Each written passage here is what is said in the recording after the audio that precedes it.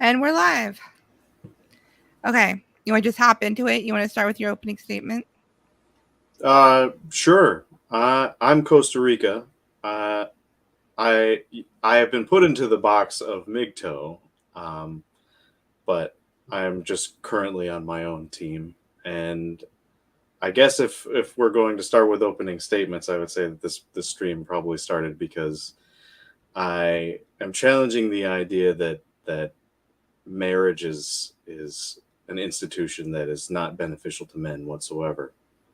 And I think that currently, in the way modern society works, it's probably more practical for men to avoid it at all costs and to find a different system that helps them have more beneficial relationships with women. Um, as we've seen far too many times where men have fallen into these old school traditional roles because they've been conditioned to, and the system itself has failed them. That's really where I would say we could begin. Um, so what different system? Well, I guess I'll do opening statements first before I start asking you questions. Sure. So, I'm a traditionalist. I believe in marriage. I don't necessarily believe in government controlling marriage because I'm a libertarian, Sure. but I do believe in marriage, and I believe that it's for the children Sure. and that we should always prioritize the children over the parents. And I think that the divorce rate isn't actually as high as people say. The way they get that statistic is screwy. They just take the number of divorces in a year and divide by the number of marriages in a year. But every year, the marriage rate has been going down. So people who got married before are getting divorced now, and it's just all screwy. It's not 50%, especially not for a first marriage. And there's lots of things that you can do to reduce your risk of getting divorced. Be a virgin, marry a virgin, um, uh, be religious, don't have children before you get married, which obviously would happen if you were both virgins, Sure. but not having a shotgun wedding helps. Sure. And uh, basically be um, not mentally ill, don't be don't have addictions, don't Sure. cheat. There's lots of things you can do to greatly reduce your risk of getting divorced. And if you do those things, it's actually really low. Sure. Um, and like divorce can be bad. The divorce court can be really screwy, but I don't think it's as bad as people who are like online all the time make it seem. Like in real life, I can't think of many people who are divorced with young children, and like it really wasn't that big of a deal. Like these stories, like celebrities and stuff, Mm. are noteworthy, they're newsworthy, they're not the norm. Um, and there's lots of good things about marriage. You're less likely to become poor. Men live longer because your wife makes you go to the doctor. And there's lots of good things about being married. Um, and people are happier. They have more sex when they're married. I mean, there's so many good things. But it's mostly for the children. Of The course. best way for children to be raised is in a two family home where their parents are married to each other.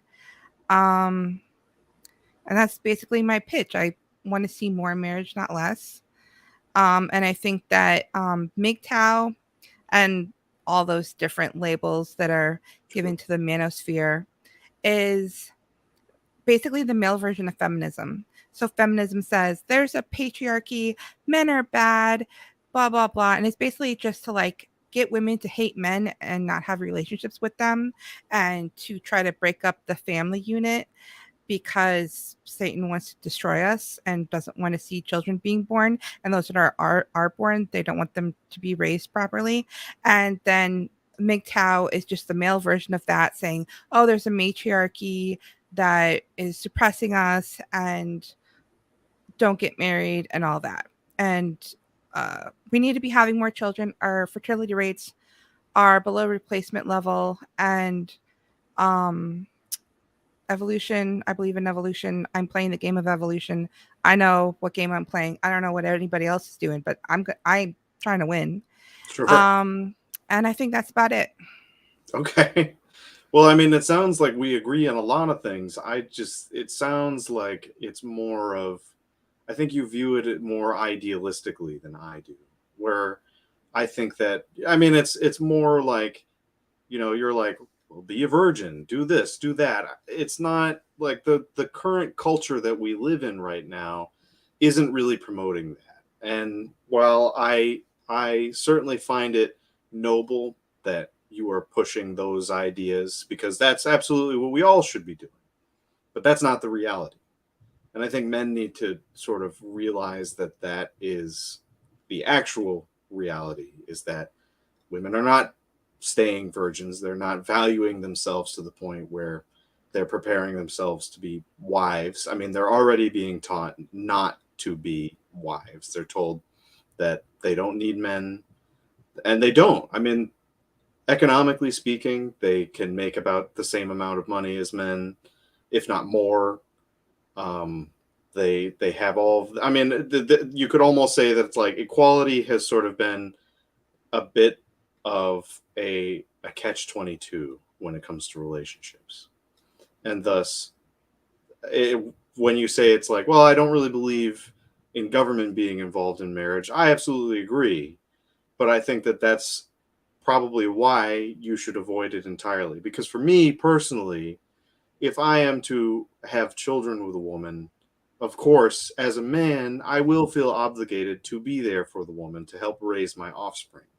But adding a legal connotation to it is ultimately dangerous for me as a long term prospect. And I think that that's a conversation that lots of men aren't having, because there are, and I would say that that's what I would refer to as the longhouse. It's this, and I know you would say that it's like, it's feminism for men, but it really is like astounding to me when you even bring up the idea of don't commit to a woman. Um, and suddenly you have women who are like, why do you hate women?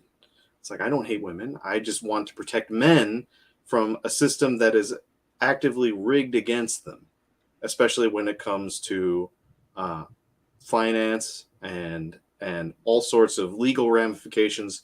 Uh, I've heard many stories now, and you could say this is probably from being chronically online. I will admit that. However, I have seen, I have my own personal anecdotes as well of instances where, whether it's within wedlock or outside of wedlock, where men just get the, for lack of a better term, the shit end of the stick when it comes to relationships with women and having children with them, with or without marriage, because it's just like, I truly believe that the culture has actively been set to, uh, it's actively against them in that sense. And I know that again, it's like, oh, it's feminism for men. I think that ultimately what all of these things are more of a like MGTOW. Uh, I'm pretty active in the incel community. I get accused of being an incel all the time.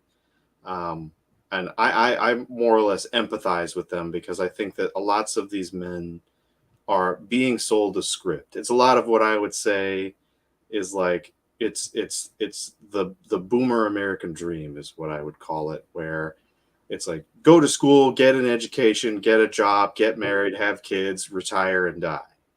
And it's not working for people anymore. It's not working for lots of people. I actually know a couple that has children together, but they are co-parenting. They're living in the same house together. It's all really like a system for them that works, and the woman benefits from the system by being on paper a single mother. But the two of them raise their children together, and it works out harmoniously. Um, and I think because of the fact that there are so many women who are not um, in line with that anymore. I'm sure you're a rare exception, I know that there are some women out there who are more conservative leaning who truly do believe in the sanctity of marriage, and that's a good thing. I hope that you can keep. I hope you're pushing that to your children as well, and hopefully they have some luck in finding love and preserving themselves so that they can have better relationships with the opposite sex. But unfortunately, for folks who are my age, who are younger, in their 20s, their 30s, and they're starting to put themselves out there, it's just not working. I think no fault divorce is a big problem. I think I did a little bit of research on. I had a friend send me a link as far as divorce is concerned. 70% of divorces are initiated by women, and the article in question particularly points to, like, there are things that, like, oh, women, they take on more of the emotional labor, whatever that means, which I think is a bit disingenuous. I think that while it probably is pretty toxic that men are sort of expected to be stoic in nature when it comes to relationships, um, it's it's ultimately not something that I think we should be faulting men for. I know personally my father would be considered the rock. He's not really like emotionally open like you hear women talk about everywhere, whether it be online or in person. Like, we need men to be more emotional, but it's like it's not often reflective of what women are actually looking for from a man. And I think that that's causing a lot of confusion among young men. And I'm going on a bit of a tangent with this, but ultimately the point is that I don't think it works for at the modern age in particular. Like, maybe when it came to like sharing resources like 60, 70, 80 years ago, yes, it absolutely works. But now it's not working out for people anymore. And that's the bottom line for me. So if you were the supreme leader and you Okay. could make any policy you wanted, culturally or politically or whatever, what would be an alternative system that you think would work better? It's an interesting question, but I don't think that there isn't like a system that can be put in place here. It really has to come down to like I hear Trump is talking about like incentives for like tax breaks and stuff like that, incentives for women to have more babies and to be married, um, which is noble. And I think that that's like a step in the right direction. I don't hear any other politicians talking about this. Maybe there are some that I don't know about that are talking about this specifically. But I don't think any incentive is going to work. I think it's more of a culture problem than a political problem. And you Yeah, can sort of if go you ahead, could go ahead. like wave a magic wand and totally rewrite our culture, our social norms, like what would you make them be? Well, I think it's tough to say. I guess it's difficult for me to imagine because it's like there are so many factors that are at play here that it's like we would either have to wipe the whole slate clean and start over with a completely new perspective, which I think is what's going to happen ultimately once we reach 2024 and there's a new president in place, or maybe something will happen at that point and there will be a lot of people who go, I got to change it up. I got to do something different because it's not working for me. I think that if I could shift the culture in a certain direction, uh, I think I would probably want to show both of the sexes how they can benefit from each other based on their strengths. Um, I think it's not, it's not really common knowledge for a lot of people, or maybe it's more like it's an uncomfortable truth for some people that women are more emotional beings than men are. Men are more systematic. They're more logical. That doesn't mean that they're like closed off. I mean, there's a reason why more men are diagnosed with autism and women are more bipolar in nature. And I think those kinds of realities are uncomfortable for a lot of people.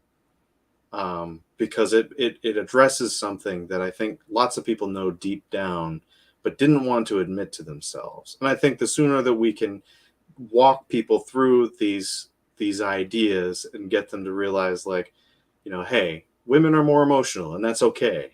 It's like that you can use that to your strengths.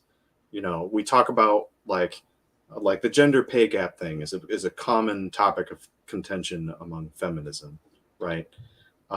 Because yeah, men are paid, what is it? It's like 70 cents to the dollar or something like I that. don't think it's even that much anymore. I think it's in like the 80s or even 90s now. Yeah, I But can't keep up with it anymore, honestly. the gap keeps closing, but all that is all female full-time workers compared to all male full-time workers, and it's about the same Of course. until they have children. Fathers tend to work more hours, mothers tend to work less hours. Right. And so they're literally just working fewer hours. Exactly. And over time, if a woman takes time out of her career to be a stay at home mom, she's not getting experience. Hmm. And during that time, and she's going to fall behind the man's income. But this isn't a problem. We should not be striving for equality. Equality should not be our goal. Equality is stupid. Like, it makes no sense. Like, why do we want to be the same? Right. Uh like, no one has ever explained to me why equality is an inherently good thing. We should be striving for balance. And if you Right. have a baby and you're taking care of that baby, that's a full-time job in and of itself. It's a 24/7 job. Obviously, it would be out of balance if the woman then had to work on top of that and pump her breast milk in the storage closet. Like, it doesn't work well. It makes more sense for the man to work and for the woman to stay home. Balance. This is what we've been doing for forever. Right. And so then in the last few decades, just come in and say we need equality in everything. Why? Right. That it doesn't work. Absolutely. And I agree. But it's interesting you bring that up, because I think now, because there's so many factors that have caused this as well, because now, like 60 years ago, we had women in the workplace. We've had, we've got a lot of immigration happening where there are people who are willing to work for lower wages. So now there's much more competition for men to deal with when it comes to being in the working world. And thus it's become even more difficult to raise a family. And I think that when people get married, and the article that I was looking into, uh, that was talking about divorce, one of the things that was sort of listed as a reason for divorce was that women were still expected to do like all of the domestic chores and whatnot, and Mm-hmm. which of course I understand. It's like if you're both are working full time and you're busting your ass to make ends meet and raise a family, and only one of you is basically doing two full-time jobs. It's like, of Mm-hmm. course I would be annoyed at that as well. Like, it would definitely Mm-hmm. feel as if I was putting in more work than the other. However, that's sort of the reality for a lot of families today. And I think that reality needs to be addressed. That we are in a system now that is not benefiting or really incentivizing families to have it. Like, I would love to just work full time and allow my significant other to stay home and raise my children. I mean, the last girl I was seeing, she was a single mother, and I wanted nothing more than just be like, look, I got this. You just worry about your kid. And that, some people, especially in the manosphere, for instance, would probably frown upon that, because you don't want to be dating single mothers. They're nothing but problems, and it's only going to cause you misery in the end. And for me as a man, it was sort of like, aside from the personal history that I had with this particular person, I felt as if it were my duty to sort of step up and at least try. And I wanted to be open minded when I was seeing her. And it was just not happening, because actually she was making more than me at the job that she was doing, but she was in a a different medical field. I work for a fulfillment center, so there's not really a lot of balance happening there, and she's kind of really what it comes down to is that it the women are sort of married to the government right now. Like lots of single women who are having kids out of wedlock, which is why I see it as more of like you should take advantage of the benefits that you get from on paper being a single mother as opposed to being married to a husband who takes care of you, because obviously at this rate it's going to be difficult, and it also depends on what state you live in or what country you live in, what the quality of life is there, what the cost of living is. I live in a blue state, so it's not like it's more expensive here, I would say, a lot because we, we have bureaucrats running the government here who are just sort of bottlenecking progress all the way through. Mhm. And thus we don't have proper, I don't want to say low income housing, but affordable housing. And I don't want it sounds like it would be a sort of a leftist take, but really it makes me think of, I don't know if you're familiar with Reason, they're a libertarian YouTube channel. Great stuff. They have a documentary about San Francisco and their housing crisis, which it perfectly describes what's happening where I am as well, where we have groups of people who are essentially stopping these things from happening Mhm. because of whatever stupid political reasons, and thus we have more people moving here and less housing. Thus, housing prices go up, and people can't live anywhere, and it's just Mhm. become more and more difficult as a result. Uh, I moved from New York to okay. Kansas. Oh, okay. Like, I literally made a spreadsheet and I looked at the laws and the taxes. They jacked up the taxes right after I moved to Kansas from Missouri, though. Like, I live on the border, and I was like, the Okay. taxes are lower in Kansas. Let's go over there. And then they jack up the taxes. Um, but yeah, like I literally made a spreadsheet for like the things that I was looking for, Wow. and I moved and I bought a house. And I was never going to be able to buy a house in New York. But we have agency. We can do things. There's people who walk from South America here. You can get in your car and drive to another state and find a woman who's not a single mother and get married and go to church and have a very low chance of getting divorced. Like, you have agency. Like, yeah, the government sucks and there's a lot of things in society, like a lot of problems with culture, but like, you only marry one person. You don't marry all women. Like, there's plenty of women that Sure. aren't feminists. Well, I mean, I guess perhaps when I mean, New England in particular, I think it's just sort of flooded with that. It's not like, and I think that there's also like a disproportionate number of men to women as well. So, like, it's Oh yeah, in the difficult city. to meet Hmm. people. I don't live in a city in particular. I live in the suburbs of a blue state. Um, it's what do we call ourselves? The blue wall. So you said you were from New York. What like are you from upstate or were Long you Island. Long Long Island? Island. Okay, I know a few people from Long Island. I live in Massachusetts, and it's we kind of suffer from the same problems, but and I think that Mhm. there's still a lot of people who are more conservative leaning in Massachusetts, but it's more like we're more classically liberal up here. But on the surface, it's like I think we have lots of like college age women who are coming from other states who are going to school here and they're voting.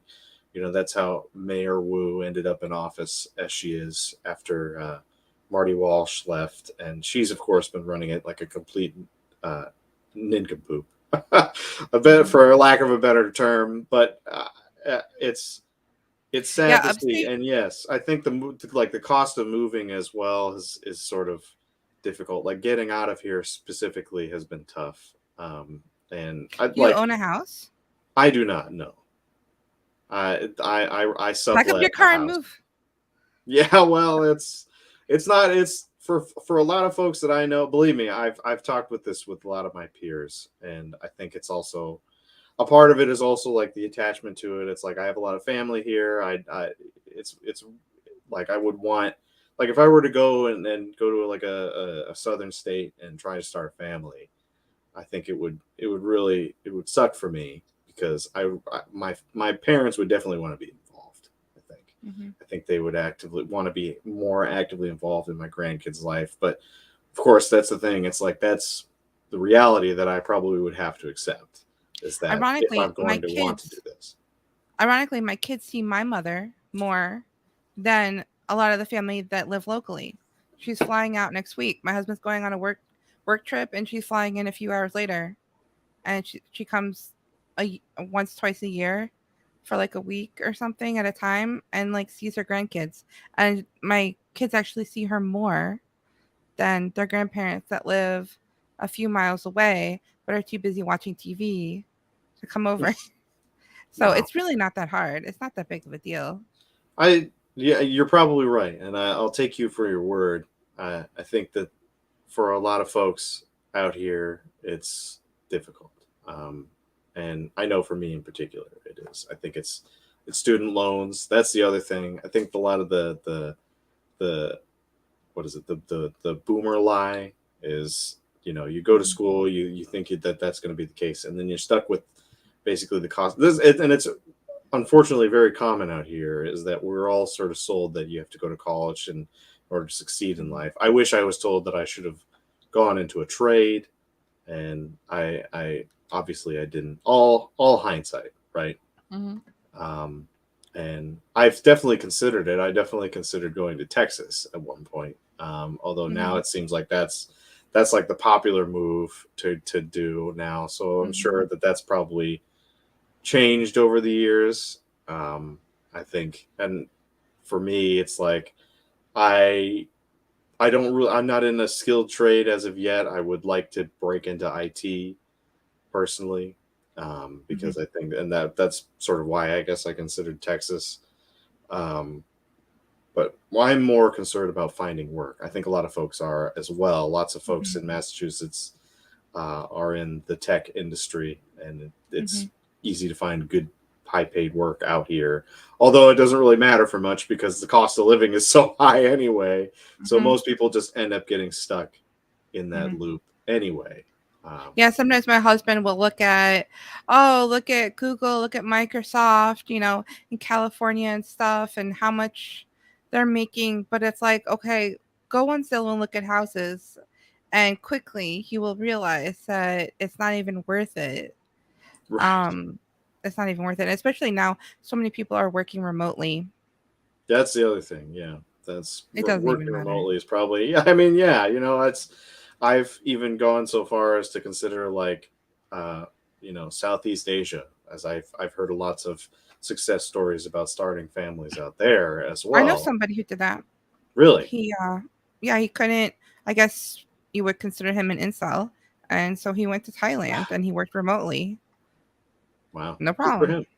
And then Yeah. and he cured the what's it called? He cured the curse, as they say. Hmm. Um, Yeah. I mean, that's great.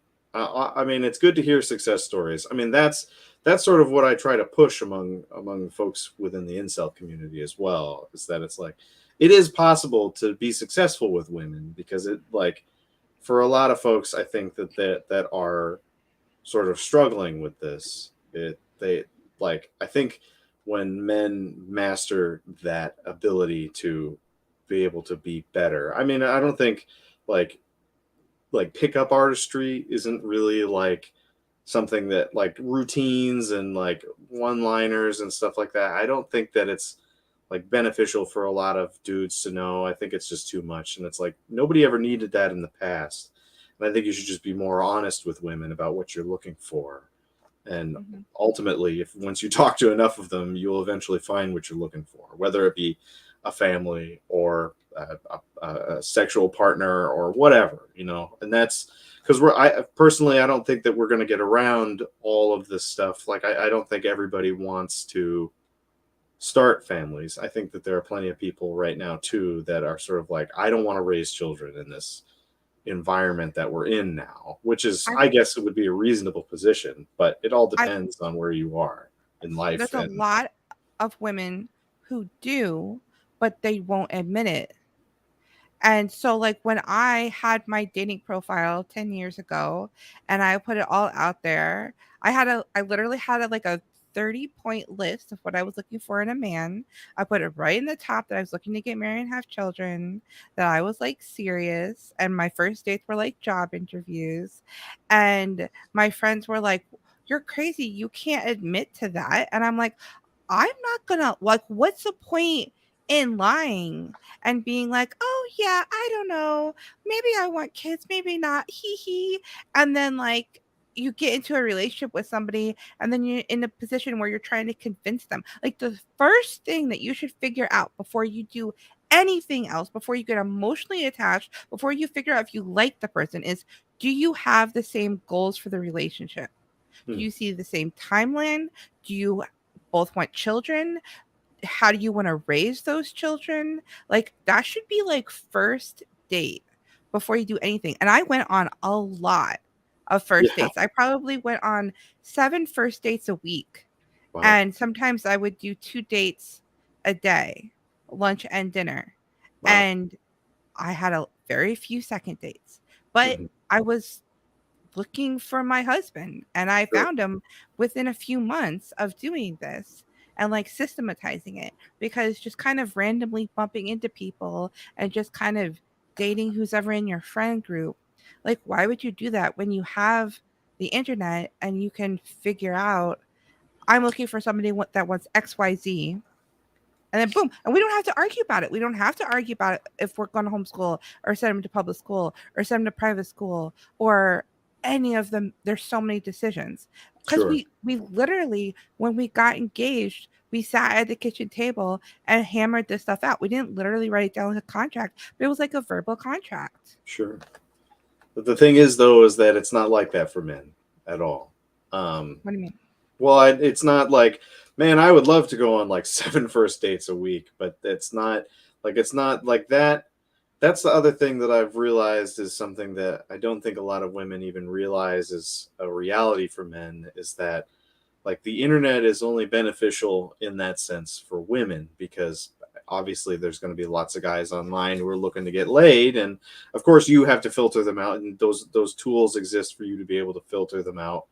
But you ultimately found what you were looking for after a while, and I think that there are lots of dudes who attempt to do this because they do. There are plenty out there that do also want to have families. They want to start relationships with women, and they're struggling because more often than not, they're not getting the same amount of matches. I mean, you see memes about it all the time on the internet. I actually saw a video once of a dude who challenged a woman to see how many matches she could get in a matter of 10 minutes. And they both had their phones up, and he's frantically swiping right on Tinder, and he's not getting any matches. Meanwhile, the chick, on the other hand, moderately attractive. I wouldn't say gorgeous by any standard, but she's, of course, swiping right, and she's getting matched almost every other dude. Mm-hmm. And I think that that's where a lot of the frustration comes from. And that's a lot of the times where MGTOW comes from, because the internet is a bit of a gift and a curse, because now women have the unlimited access of finding the most ideal partners available to them, whereas men have the opposite problem. It's like a desert basically, especially So if you're not really attractive in your pictures, or you're not wealthy or whatnot. Women aren't looking for, I mean, I know maybe specifically you were looking for a specific kind of man, but there aren't lots of women out there that are looking for the average guy who isn't making.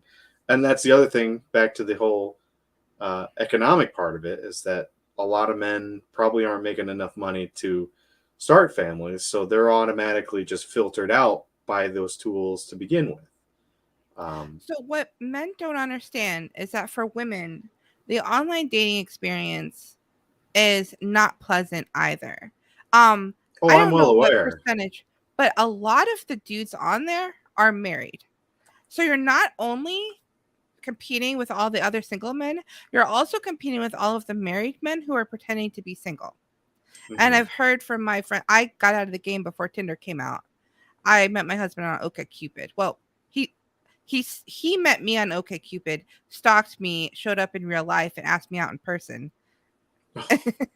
Oh, okay. Very Well, I romantic. didn't meet him on OkCupid. He met me on OkCupid. Okay. Um, but I mean, that's kind of what you have to do. A man has to show that he's interested in more than just sex. It doesn't And work like that though. It just doesn't. I'm sorry.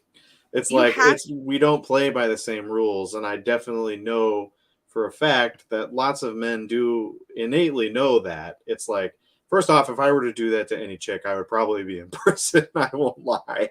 no, Maybe no, for I didn't you, know. well, you I didn't didn't know at know. all, like No, I didn't know it till much later.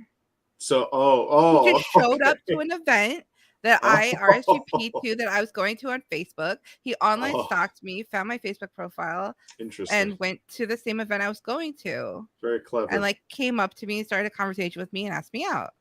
Wow, that's that's Jason Bourne level crazy. Like, Well, I mean, that's I kind don't. of what you have to do because for I the woman, guess we don't know. We don't know who's trying to trick us. And most of us absolutely. have been tricked before. That's We why don't I know if a tell men to guy be honest. That's a big genuinely part of it. wants to date us for the purpose of long-term relationship and marriage, and those who want to trick us, those who are actually married and want to have an affair. Hmm. We have to figure that out. And we Hmm. can't just believe men because we don't know who's lying, who's telling the truth. So we have to look at their actions. And Sure. if the actions are showing I'm willing to put in effort, I'm willing to go the extra mile. Even if when you send a girl a message, you put something in there indicating that you actually read the profile, that is going to give you such an advantage because if you're on Tinder just swiping right on every single person, the algorithm is going to punish you. The algorithm doesn't want you doing that. And if you're not messaging the girls something to indicate like I am actually interested in you, because it's it's all about the for the woman, how much the man likes her matters a lot. If he's just kind of interested, then like whatever. Women are kind of attracted to a man who's obsessed with her. And that's why stalking No, often does I'm work. sorry. That's not true at all. I'm sorry. What are It's the most popular novels for women? Twilight, 50 Shades of Grey, all of these types of novels. This is what women are attracted to. I mean, yeah, maybe in fantasy land, but I don't think that that's it's not conducive to reality. Like, sure, like specifically, they want the attractive man. Like, Mhm. obviously, we have Robert Pattinson, and I don't know the guy's name who plays Christian Grey. Is it Christian Grey? Yeah, Who that's his in name. 50 Shades of Grey? I don't know. I don't read any of those books. I'm not the target audience, obviously, but uh, it's like that's the key that I think women just don't think about. It's like this man is attractive. Like he's basically Henry Cavill and is obsessed with you. You tell me that if you like if the dude looked like me or something like that, that you'd be like, oh my god, he's so romantic and handsome. It's like, no, you want You Henry look Cavill fine. obsessed with you. I would not be like, "Oh my god, he's a troll. Run away." Like no. Like you're a fine looking I don't mean like fine. I mean like Sure, sure, you're an sure, okay looking dude. sure, It's not like you're ugly. No one's going to be running away from you because you're gross. And there are some guys like that. sure, And to absolutely. them, there are also unattractive women that you should be going for. Like Well, know your and that's level. that's the other thing, though, isn't it? That's what we talk about in the manosphere is that women are primarily hypergamous. So it's like usually What women will punch above their weight class because they want the best that they can attract, which is everybody wants definitely the true. best that they can attract. Of course, but I don't think that that's like you don't see me like approaching Salma Hayek and saying, "Hey, baby, what do you want to do later I this week?" It's I not see guys like it's not that realistic. are that are so ugly. Like I used to get messages on OkCupid from guys that were so ugly that I was offended that they would think that they could even talk to me. I Yeah, and was see, like, that's not helping dudes "What?" either. It's like, Like, but that's the thing, like know that your level. attitude, that and that's see, that attitude is just not it's just not healthy. It's like, sure, like ugly dudes, I think that that's ultimately it sets a bad precedent. Like, how dare you? You're so ugly. It's like that's not. Well, I didn't say that. I just ignored them, but Well, sure. it is like guys message the most attractive women, and the ugly Yeah. women don't get messages. Right. Well, I mean, they'll definitely reach out to the guys, and often, I mean, there are obviously chubby chasers out there too. So like, I am probably a little bit more overweight compared to some other guys in my age group. And I definitely don't see it as something that helps me. I've got to go to the gym and get a little bit more in shape, but oftentimes more heavy set women I find have an easier time dating than me. And I think that Mm-mm. that's it absolutely is true. I know this for a M- fact. Between you Men and several care. other women who Men are on a higher weight class, I would say, are men they care way more about a woman's weight and her looks than a woman cares about a man's weight and looks. Like way more. I would say that there is some credence to that, but it is definitely far easier for an overweight woman to find a man than a man who is She can get overweight. laid. She can get laid. Sure. But the whole But it's relationship thing is, and this is what women also don't realize, is that like that sort of that ball is in your court. It reminds me of a mm-mm, quote from Patrice O'Neill. I don't know if you're familiar with him. mm-mm. He's one of the godfathers of the manosphere, I guess, like way before any of the other guys. But his phrase was, "Men don't have to like you to fuck you, but we have to Right. like you to fuck you again." Right. And that's on the woman whether or not they want to accept that. That's like, you have to be likable, obviously. Like, you like a dude who, like, it doesn't matter like if you are like, was that's what they call it when it's like, oh, I would hate fuck that chick or something like that. Right. It's not something that dudes attach a lot of emotionality to because it's so Right. difficult. It's not something that it just happens. Whereas Women I've don't spoken to understand this about women, men. and what's that? Women do not understand this about men. Oh, that we Women don't have to think like them. that if a guy has sex with her, then it means he likes her. And if Hmm. she has sex with him, it will mean that he will like her more. And so desperate women will become really slutty and have sex on the first date and not understand why she keeps getting ghosted.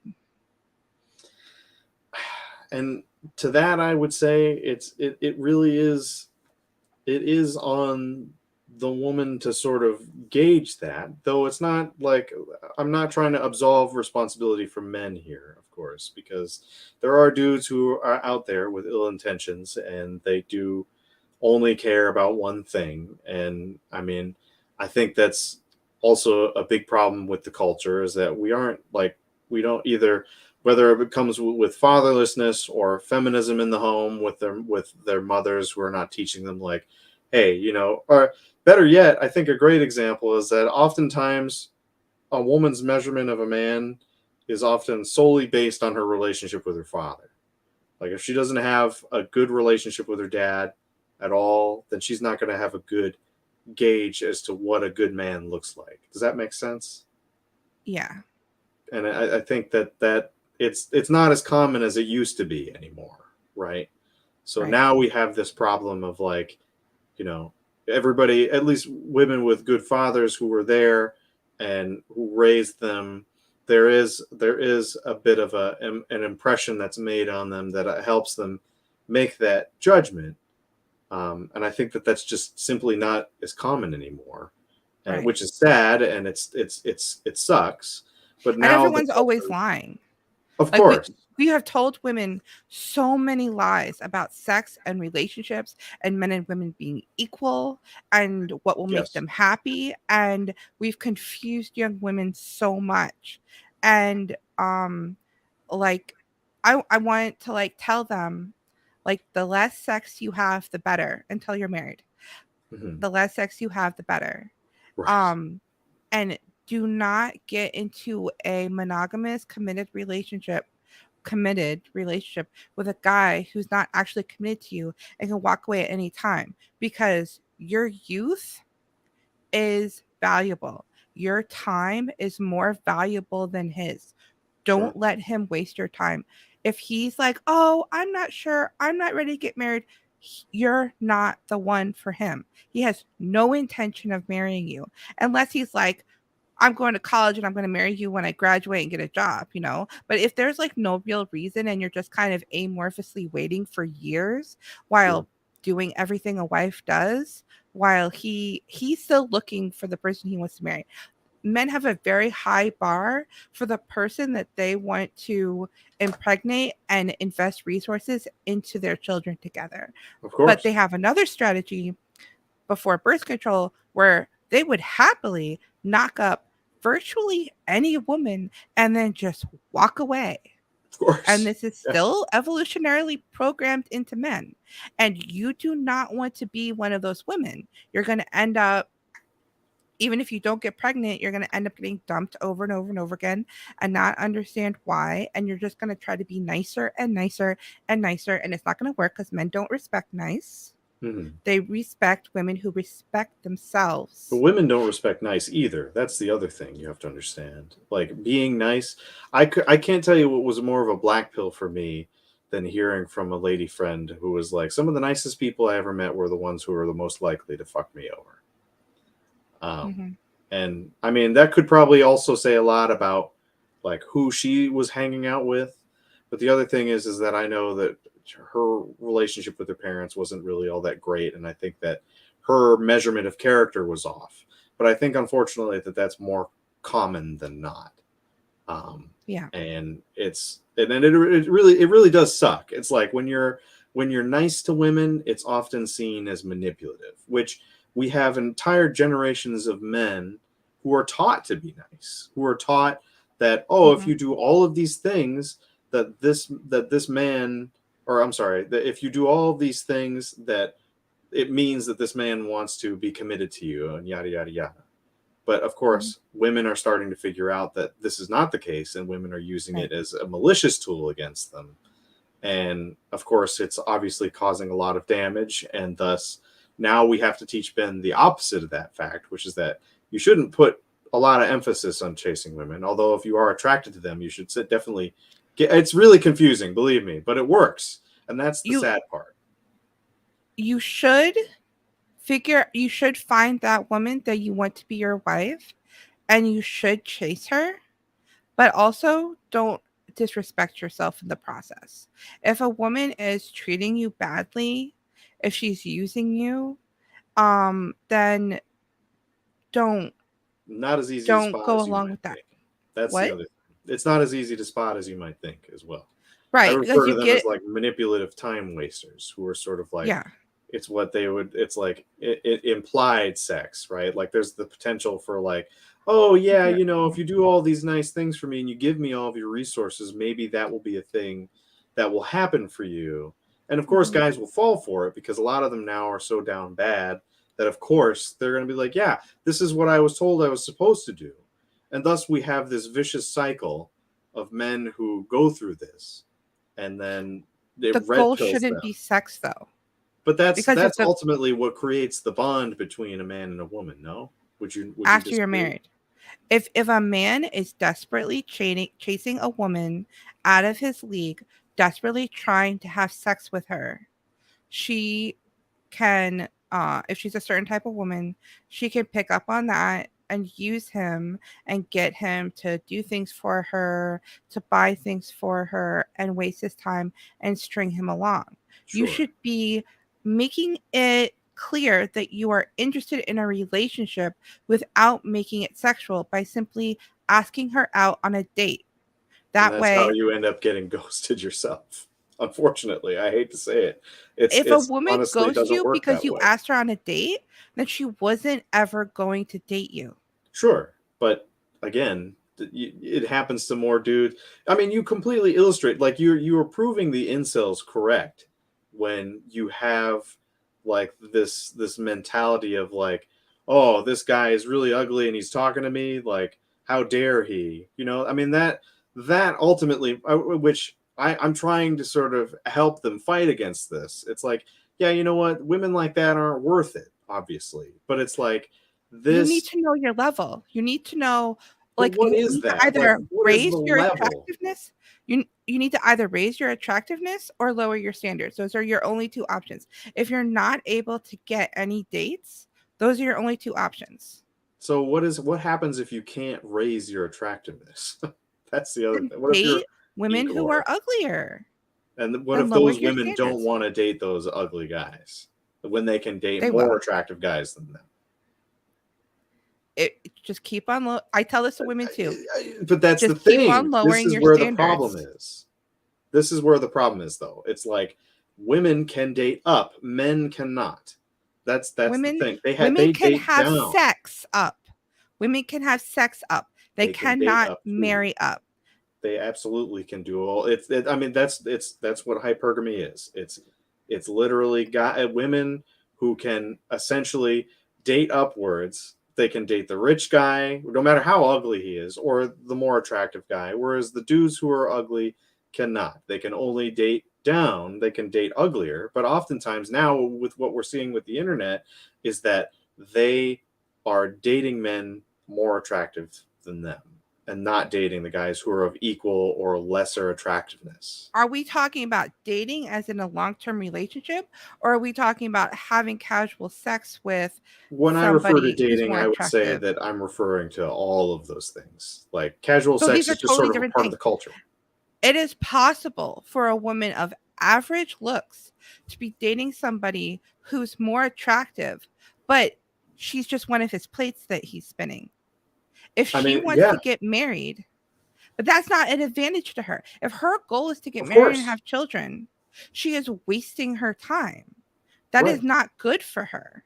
So then That's she not a needs good to make the strategy. decision, and that's how it is now, though, and that's what So I'm I trying would to push say here. to men that are ugly and poor, you need to either hit the gym and increase your income, increase your personality, become more charismatic, practice talking to people, get more confidence, and raise your level, or you need to lower your level and date women that are on your level. See, Those are and your only two options. what qualifies you to give this advice as a woman? By the way, I want to Because know, I'm a like, woman. I'm a okay, woman who's been married for 10 years. okay, but like, but as your experience as a woman, would you say would be the same as your experience or someone else's experience as a man who is I know at what your it's like. level? Let's say. I know what it's like on the women's side, and I talk to other women, and we talk to each other honestly. And we are all offended when super ugly guys message us.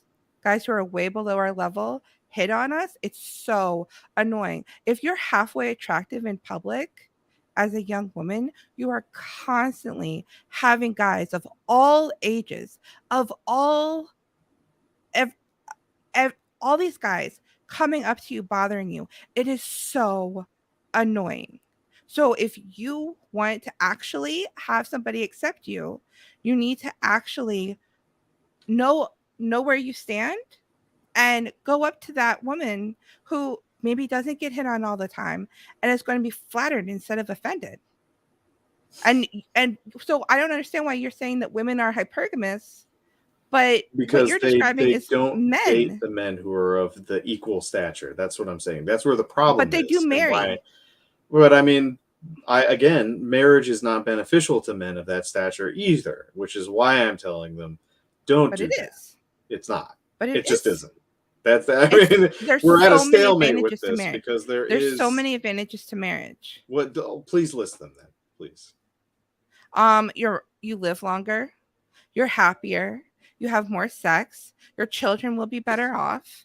If you have children No, out of wedlock, you're going to have to pay child support anyway. I just honestly, it's like they're having more Why sex is is this just funny? laughable to me. I just think it's like, I mean, they're Married like, men have more sex than single men. Do you know well, how much time you put into spinning plates to get some sex when you can just have sex with one woman consistently? You would why would overall you have have more sex with sex. one woman when you can have a variety? That's you're not selling it to people this way. It's called having self-discipline and I respecting guess. yourself and respecting your spouse and respecting your children and the institution of marriage and the Sure. institution of the family But single and men don't thinking have about long children. term. Because I'm thinking generations into the future. I'm not thinking Sure. about like, oh yeah, Henry Cavill is really hot. If he came up to me and wanted to have sex with me, I would be really fucking tempted. But you know what? I'm thinking about my grandchildren. I'm not Sure. thinking about today. Uh-huh. Okay. Sorry, I don't want Oh yeah, and you that's don't have not to use supposed to come condoms.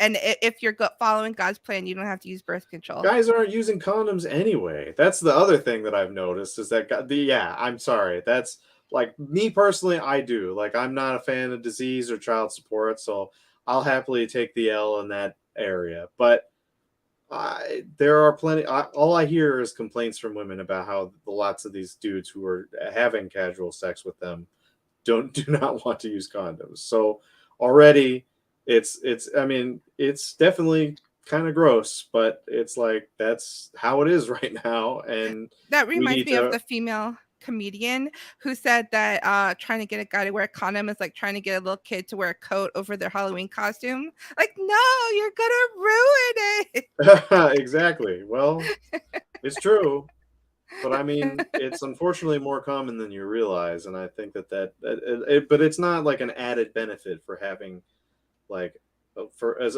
opposed to having like a bunch of plates, which and Well, being like able plates to also don't have always mean unprotected that you're sex having sex with without them though. worrying. That's the other thing.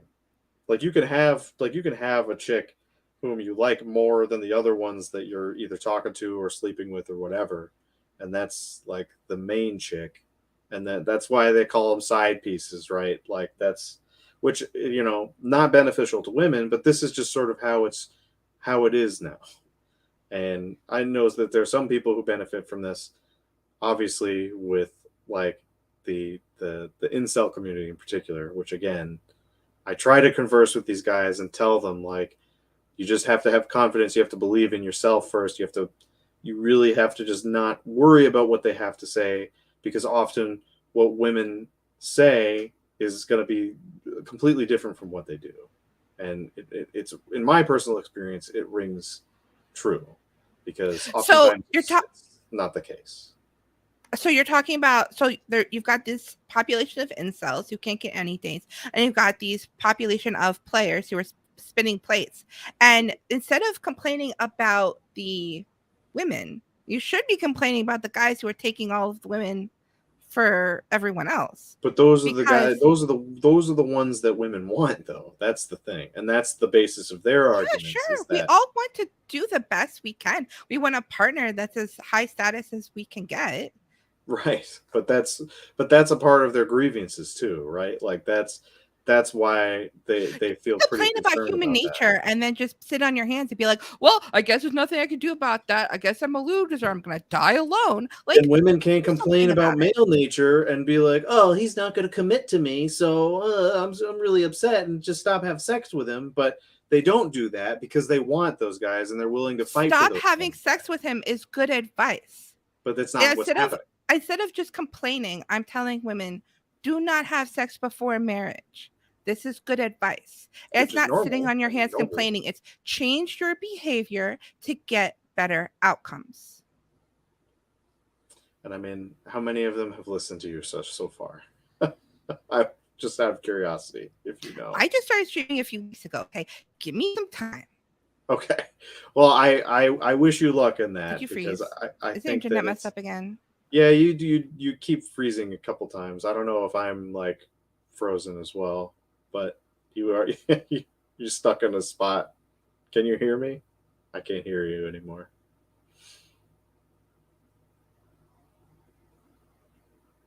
Uh-oh. Well, kids, it's time to talk about alcohol.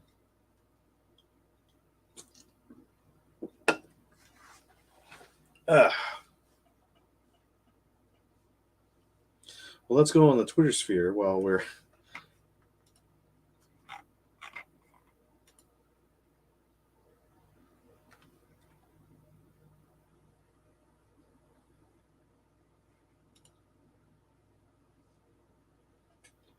Hello, Rochelle. Did I lose you? I lost you completely. Whoa, there's two of you now. Oh, okay. Wow, what just happened? I don't know what happened to my internet cut out. Okay, that was interesting. All right, I've already lost where we were at, but like, I was saying I'm giving good advice to get better outcomes.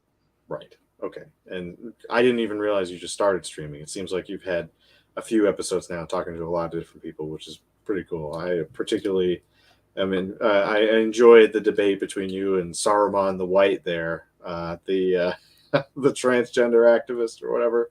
Very interesting conversation. And I mean, I hope that what you are doing is working. However, I think right now the damage is very, very deep, um, and it's going to be a difficult thing to overcome. What damage? Well, just the cultural damage in general. Like, I mean, this is what I'm talking about, right? This is why I'm bucking against the traditional system here of like, you know, commitment for me now, I think should be more of a willingness from a woman to have your offspring as opposed to a legal document that says that you two are together and on your tax returns that you're married. And I mean, these days it's not even really beneficial to be married anymore either. Okay, how is Um, that better? well, how is what better? Having children out of wedlock. How is that better? Well, I think first off, it gives I would say it gives men a bit more of a peace of mind that, like, at least for me anyway, as far as like having a woman who's willing to have your child out of wedlock, where there is really sort of that. Because for me, at least personally, I don't know about a lot of men. I know that there are some guys who definitely stray away, um, but I think that for anything to get better, I think the power of the balance of power needs to shift in a way that men will feel a little bit more comfortable uh, with being in a monogamous relationship. Um, and I think it would be helpful for them if women were more like, okay, I want something more long term and serious. I want to have your children. And I mean, but that's also why I promote honesty. Like, I'm not here to manipulate women and tell them like, oh, I want to be in a long term relationship and then have sex with them and leave. It's more like having that conversation up front is also important as well. Like, if I want to have casual sex with a woman, I'm going to give her the impression that that's what I'm looking for. But if I want the long term relationship, which the other thing is too, is that there are plenty of women who are also opting out of those things and who are not having children. And I think that Because there are a lot of women who want children, pretend that they don't, wait too long, and then when they finally try to have children, it's too late and they can't have any because they're too old. exactly. But how do you fix something like that, right? You give people good advice and tell them don't have sex outside of marriage, get married, have children, If don't get good advice divorced. worked, I would have listened to my parents a long time ago and I would have gone into a trade and not what I did ended up doing. It's noble to think that that is what you should do, and I definitely encourage that you try to push that as much as you can. But I think that it's just not realistic right now. But I what's your think alternative? Like you said, have children out of wedlock, but learn how to is there adapt. any advantage in that? Because if you break up, just gonna take you to court and make you pay child support. It doesn't matter if you were married or not. I mean, it's better than being in a marriage for 17 years and then all of these problems that accumulate, whether it's because you don't make enough money or you're not, she's doing too much work in the house or she's taking on too much emotional labor and eventually she divorces you and she leaves you for another man, kicks you out of your house and takes your kids away from you. Well, what like if anything, child support is probably a better alternative at that point compared to what could happen with all of that time invested in somebody who then turns around and changes on you So because of whatever grievances they might have at the time. so in this situation, are you having these children out of wedlock with someone that you're not even living with? I mean, I would say, personally, no. I would say that I would at least try. to make it a point to because me, my personal values, I would want to be actively involved in my children's life.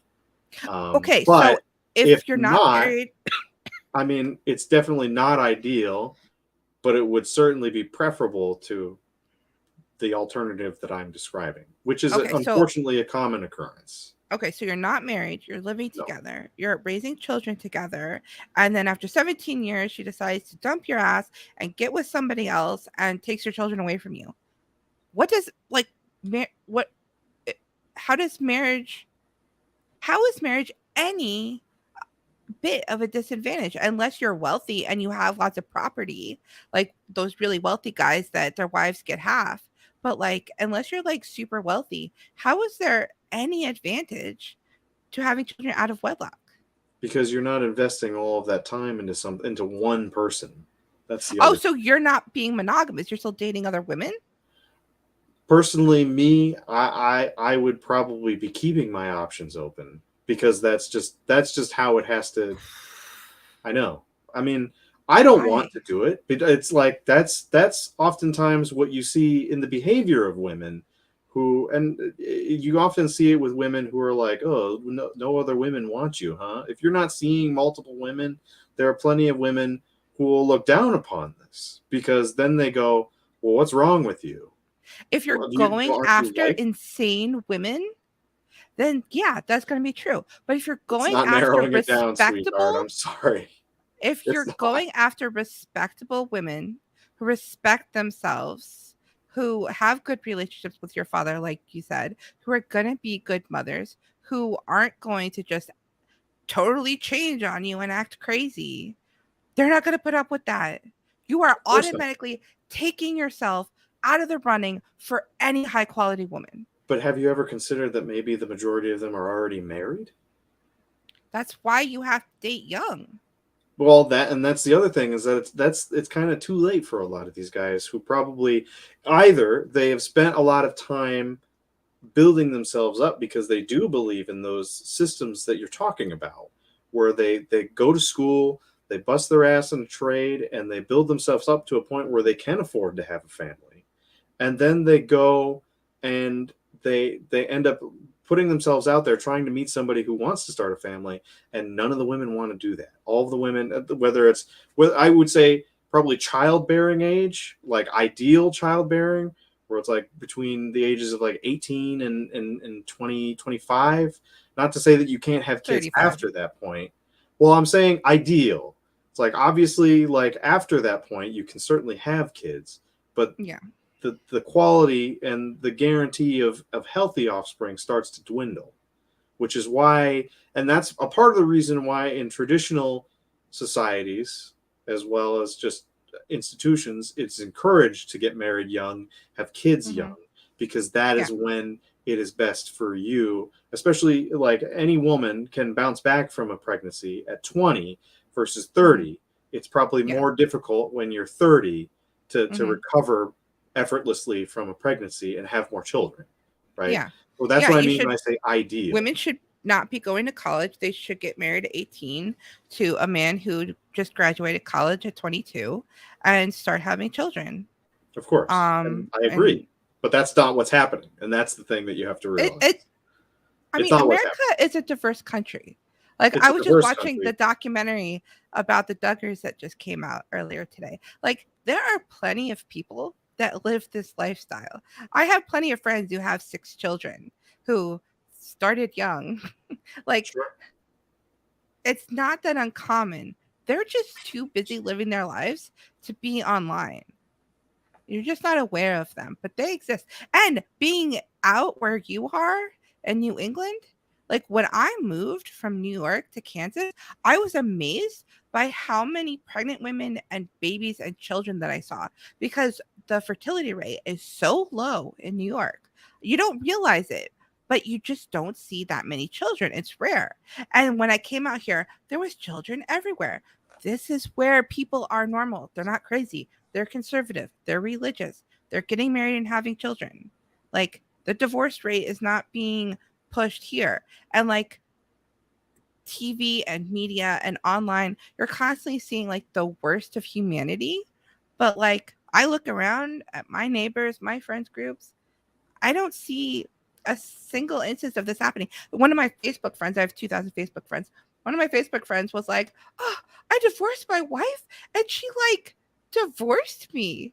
And it's like, yeah, you wanted to have sex with other women, you shot yourself in the foot, and now you're learning that that wasn't a good idea because the divorce system is not set up for men, it's set up for women and children. Right, exactly, which is why you shouldn't get married. No, it's why you shouldn't get divorced. Well, okay, fair, but at this point, it's I think what we're experiencing right now is a bit of a significant cultural difference between like the South and the Northeast. It's Um, the Midwest, not the South. We were not a slave state. Thank Close you. enough. I Mhm. personally, I just think that, and I've noticed this a lot of the time. I think with like, especially when uh, I can't think of the specific team in question, but it's all I always come up with this example whenever I think about the differences in culture between states, where it was I believe it was a Los Angeles team, basketball team. These guys, the coach going up there and he's like crying about something, like there was a shooting that happened and he's all pulling this political grandstanding move, and he's of course from California, so of course he's doing this, he's doing it for the clout and the attention and whatnot, and he's a bit of a crybaby, right? And of course they play the Celtics, um, like a couple weeks after, and they're on the news again because they're complaining about like the culture, the competitive culture of Boston, which is really like vicious, like shit talking and whatnot. And they're just, of course, on TV going, we're appalled at the conduct of Boston and yada yada yada. And I just think that it's like there is also that thing you have to consider as well, where there's a bit of a misalignment in culture across states, um, because, and I think that's also why lots of people in California don't like Trump in particular, because Trump talks like a New Yorker. New Yorkers and Bostonians talk very similarly. Like they're very straight to the point. They're direct. They're honest. They say things that probably will offend some people, but I think that attitude, and I think I would say I share that attitude, as it's like it's a way of filtering out people whom you wouldn't get along with before you even have a conversation with them, especially somebody from like California who's very like subtle and insidious in like a passive aggressive manner, where it's like, oh, Yeah, it's there's superficial, like we're friends with you in a superficial sense, but yeah. that's not going to happen here. So I think with the dating culture in the Midwest, it's probably a lot different because of that, and maybe because the cost of living is different and whatnot. And so you're certainly supporting your case here of getting out of like the blue wall states and whatnot. And I fully agree with you in that respect. But I think that there are still a lot of people who do, either they have their own personal reasons for why they don't want to leave, or they simply, it's just not financially viable for them, because it is really difficult to live around here. Lots of people, I guess it really is a result of poverty, which is why oftentimes, like when I talk to dudes who are trying to date out here, it's very hard for them. Like I was just talking to a couple friends, and my buddy, he was very not motivated to date. He's like, oh, I've been thinking about putting myself out there, but it's like it's just really hard, and it's oftentimes I don't really have a lot of the energy or like the time to just actually put in that effort. um, and it's really like it's a very small return on your investment anyway, which is why I say, like, getting married, at least up in New England, it's probably not beneficial to you, because you could put all this time and effort into somebody, and then a better guy could come along and you would end up losing out. The Have you Midwest is ever probably not like a thing that has this problem, because there's lots of land mass between communities, and so you have smaller communities that you would end up dealing with, smaller group of men whom are interacting with a smaller group of women. I mean, I'm not so like small compared to like New York, which or New York City, which has like, 10, probably more than 10 million people living there, but I think it's definitely a big difference in population that I think affects that as well, and thus the People smaller pool. pe- people out in New England think that Kansas is like a single cow standing in a field. Like we have a whole city, like we have all the things, we have plenty of people. Sure, Like the number of people is not the concern. It's the values. It's because we're religious out here. And it does help that we have land and we can have farms. And if the system collapses, we will still be able to eat, unlike you guys.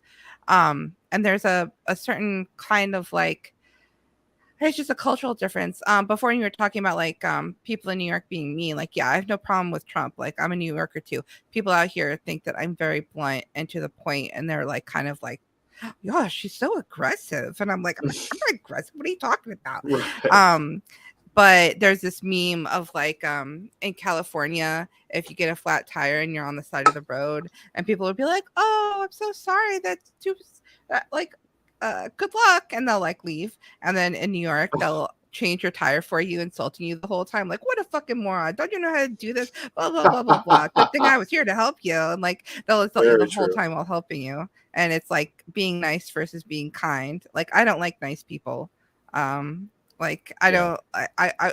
I want to see the actions of you actually showing up and being a good person, not just saying the right thing. And actions speak way louder than words. But I want to ask you another question. sure. Even if the system is rigged against men, how does it help men to tell them so? Same thing with feminists. Even if there is a patriarchy, how is it helpful to obsess about it? Well, I don't know if I would say that I'm telling men specifically that the system is rigged against them. I think they already feel that way, because there's plenty of evidence that they personally have either witnessed or have learned from other men. Lots of online communities among men. I mean, and the truth is about it too is that there could be plenty of dudes who go on there and they make some shit up, and of course, it radicalizes men into thinking a certain way, which is absolutely valid. Or it's a However, self-selecting community. I don't know what you mean by that. Just like if everybody with the same gripe gets together and complains about it, it seems like everybody thinks that. When in actuality, the vast majority of people are happily married. Sure. Okay. Okay. I see what you're saying. I I don't think it's productive. I mean, that's sort of what I'm talking about when I speak to folks. I follow the Twitter account. I actually don't know the name of the account off the top of my head now that I think about it, but it's like their website's called incels.is, and it's like an entire community of dudes who have taken what's called the black pill. And I don't know if I would say that they're all black pill. I think some of them. I don't know if you know what that means. I'll explain it to you in a moment. But like, I don't think all incels are black pill, but I also don't think that every black pillar is an incel. I think that these ideas are poisonous to men because, like, the black pill in and of itself is this idea that we're all sort of slaves to our lizard brains, and women are attracted to specific things only, and they're And no, men are attracted to certain things only. but it's mostly focused on women because the women are the selectors of sex, right? They are the choosers And of men are the the selectors males, of marriage. right? But women have all of the power in this area. That's what they When it believe. comes to sex, when it comes to marriage and actually sticking And around, sex men is the have the gateway power. to relationships, right? And I know that you believe personally that it's like with marriage, that's where it comes into play first.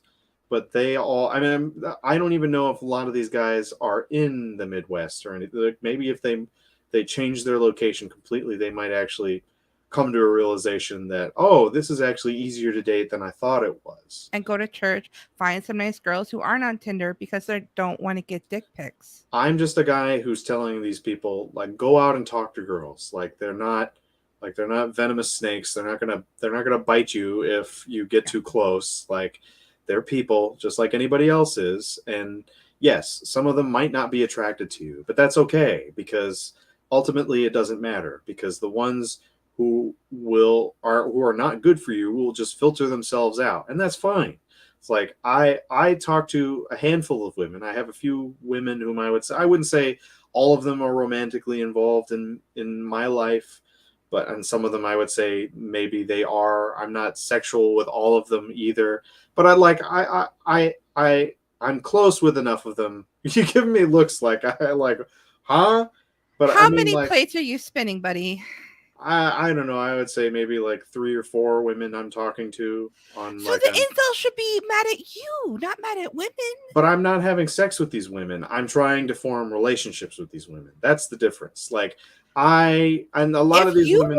were like, I'm polygamous and I want to marry all these women and support all of them while I have my children, I would respect that more. I mean, I personally would absolutely, but I can't do that because I don't make enough money to actually afford to do something like that. Well, maybe if you Otherwise, I spent more absolutely time would. But learning skills instead of spinning plates. again, well, I also don't see it as something that's within my realm of possibility in my current life situation. I just think that that's like something that should probably be something that lots of guys consider, where it's like, especially when you're just dating and you're not like married, like, or not planning on getting married anytime soon. Okay, if you I my advice would be date multiple people at once, but don't have sex with any of them until you have a ring on your finger. You are single. You should be accepting dates. If a guy comes up to you and asks you on a date, you should feel free to say yes, because this whole idea that, oh, if you go on one date you're monogamous, no, that's a total waste of time. This idea, like, I remember back in like middle school, this was the social norm. If a guy talked to you once, you weren't supposed to talk to any other guys until you officially broke up, which is so stupid. But you shouldn't be having sex with any of them. Well, sure, and I think that, like, and that's something that, like, I think even Fresh and Fit talk about on their podcast, where they're like, women, it's men have to build value. They're born without value. They have to create value for themselves, and women are And born with women, value, and they our have to clocks are preserve it. ticking. And Hmm. they are the selectors of this. And right now, as I've been saying now for most of this podcast, is that they they they are not, what they're doing is they have this dual strategy. I'm not saying all, but there are certainly lots of them up here in New England that are doing this dual strategy of, I'm going to go and sleep with all these guys that I want to have sex with right now, while courting all of these guys who are like, they want a monogamous relationship, and they're the ones who are being patient with these women and going, I'm going to wait because I respect you and I like you, while going and banging the other guys who don't care.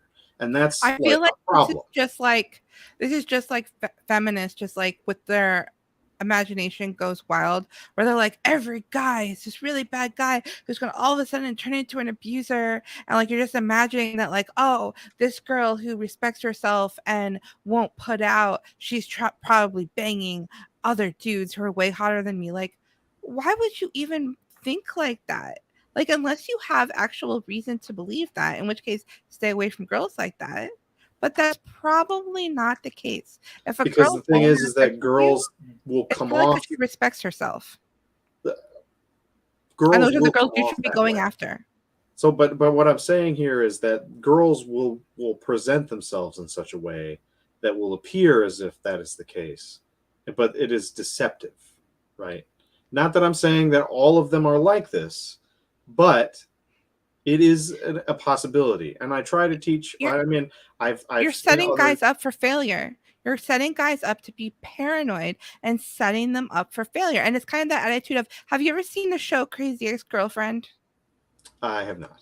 It's a hilarious show with musical numbers, and there's this number, what was the guy's name, Greg or something, and he's like, I'm not gonna, I'm so afraid of failure, I'm not even gonna try. See, I don't even care. And that's the kind of attitude, like, oh, well, I don't want to be in a marriage for 17 years and then it go to shit, so I'm not even gonna try. I'm gonna like go out of my way to have a shitty life and to never even have a marriage so that it can't go wrong. It's like you're just setting yourself up for definite failure. I mean, I would say that for most folks who hear this kind of stuff, I think it's important that, and I've seen lots of figures in the manosphere who coin a phrase that I think about a lot, which is assume but don't obsess, because it really isn't that big of a deal. Because that, again, as I've said before, it's like this is just sort of the way the culture is now. It might not be that way in the Midwest. I don't know. I mean, maybe I should take a trip out there somewhere, visit some people, or just do a tour of the Midwest and talk to girls out there and see how it fares. I, But I'm just until that imagining day you comes, changing your settings on Tinder, what? Oh, oh, okay. sitting there looking at the Midwest girls, swiping I mean, right. I could do that. That I suppose. I mean, I could honestly probably do like an experiment with that and write about it on my Substack. I do have a Substack. I just don't. I haven't really released any posts on it yet, but I do want to cover things like that because I think ultimately I'm doing now is I'm talking to women from the Philippines, because they are the ones who want children, and they are the ones who want a more, at least openly, they're like, I'm not interested in any of this stuff. I want to form a relationship and have family. And I'm like, cool, Mhm. I respect that. Let's talk, because I would like to be with somebody who is more intent on making that happen with somebody. And I think it's more conducive of a better kind of relationship with women. And I hope that I can come out of this with some results to come back and tell people, like, which I've already heard from other people's experiences, that it does lead to better long-term relationships, because they say that like Western women in general are just not wife material anymore. And I again, and it's definitely not all of them, clearly, as you seem to be an example of this, but many men A don't have guy, the ability to find those options themselves. a guy And in the that's the chat other said, thing. "Come to Brazil." Brazil. I mean, I would love to come to Brazil. I've talked about going down south before with some friends. I've heard stories. Um, I mean, it would be an interesting experience for sure. But Philippines comes first. I've already talked to some girls about visiting, so I'm hoping that I'll come back with some results with that. Not that I'm going to go and like screw with these girls for the purposes of research, but I do genuinely think that I would like to find something with these girls. But again, it You depends. you say that Western women in general aren't wife material, but what are you doing to contribute to that culture? These girls that you're spinning, or you're just gonna go on a trip to the Philippines and go fuck around and come back and continue to spin your plates, like you're creating unmarriageable women. Well, first off, I don't know if I plan on sleeping with them. I think that that's an important detail, mostly because I think that they're probably not interested in that kind of thing, and that's You're definitely why gonna I sleep want. with them. I mean, if they let me, I suppose that would be the case, Of but I course they're don't think gonna they let will. you. Why would It's you? the Why do you think that? Philippines. You Do you you not really know think? anything about the Philippines? No. What I know what they've talked to me about. I don't really know too much about it. I'm doing research on it now because I plan to take a trip out there. So Yeah, definitely. No, it like the idea doesn't make any sense. Like you're going to have children out of wedlock with women, possibly multiple women, while not being monogamous, and you think that this is going to work out well for you in the long run. Like, how is this a good strategy?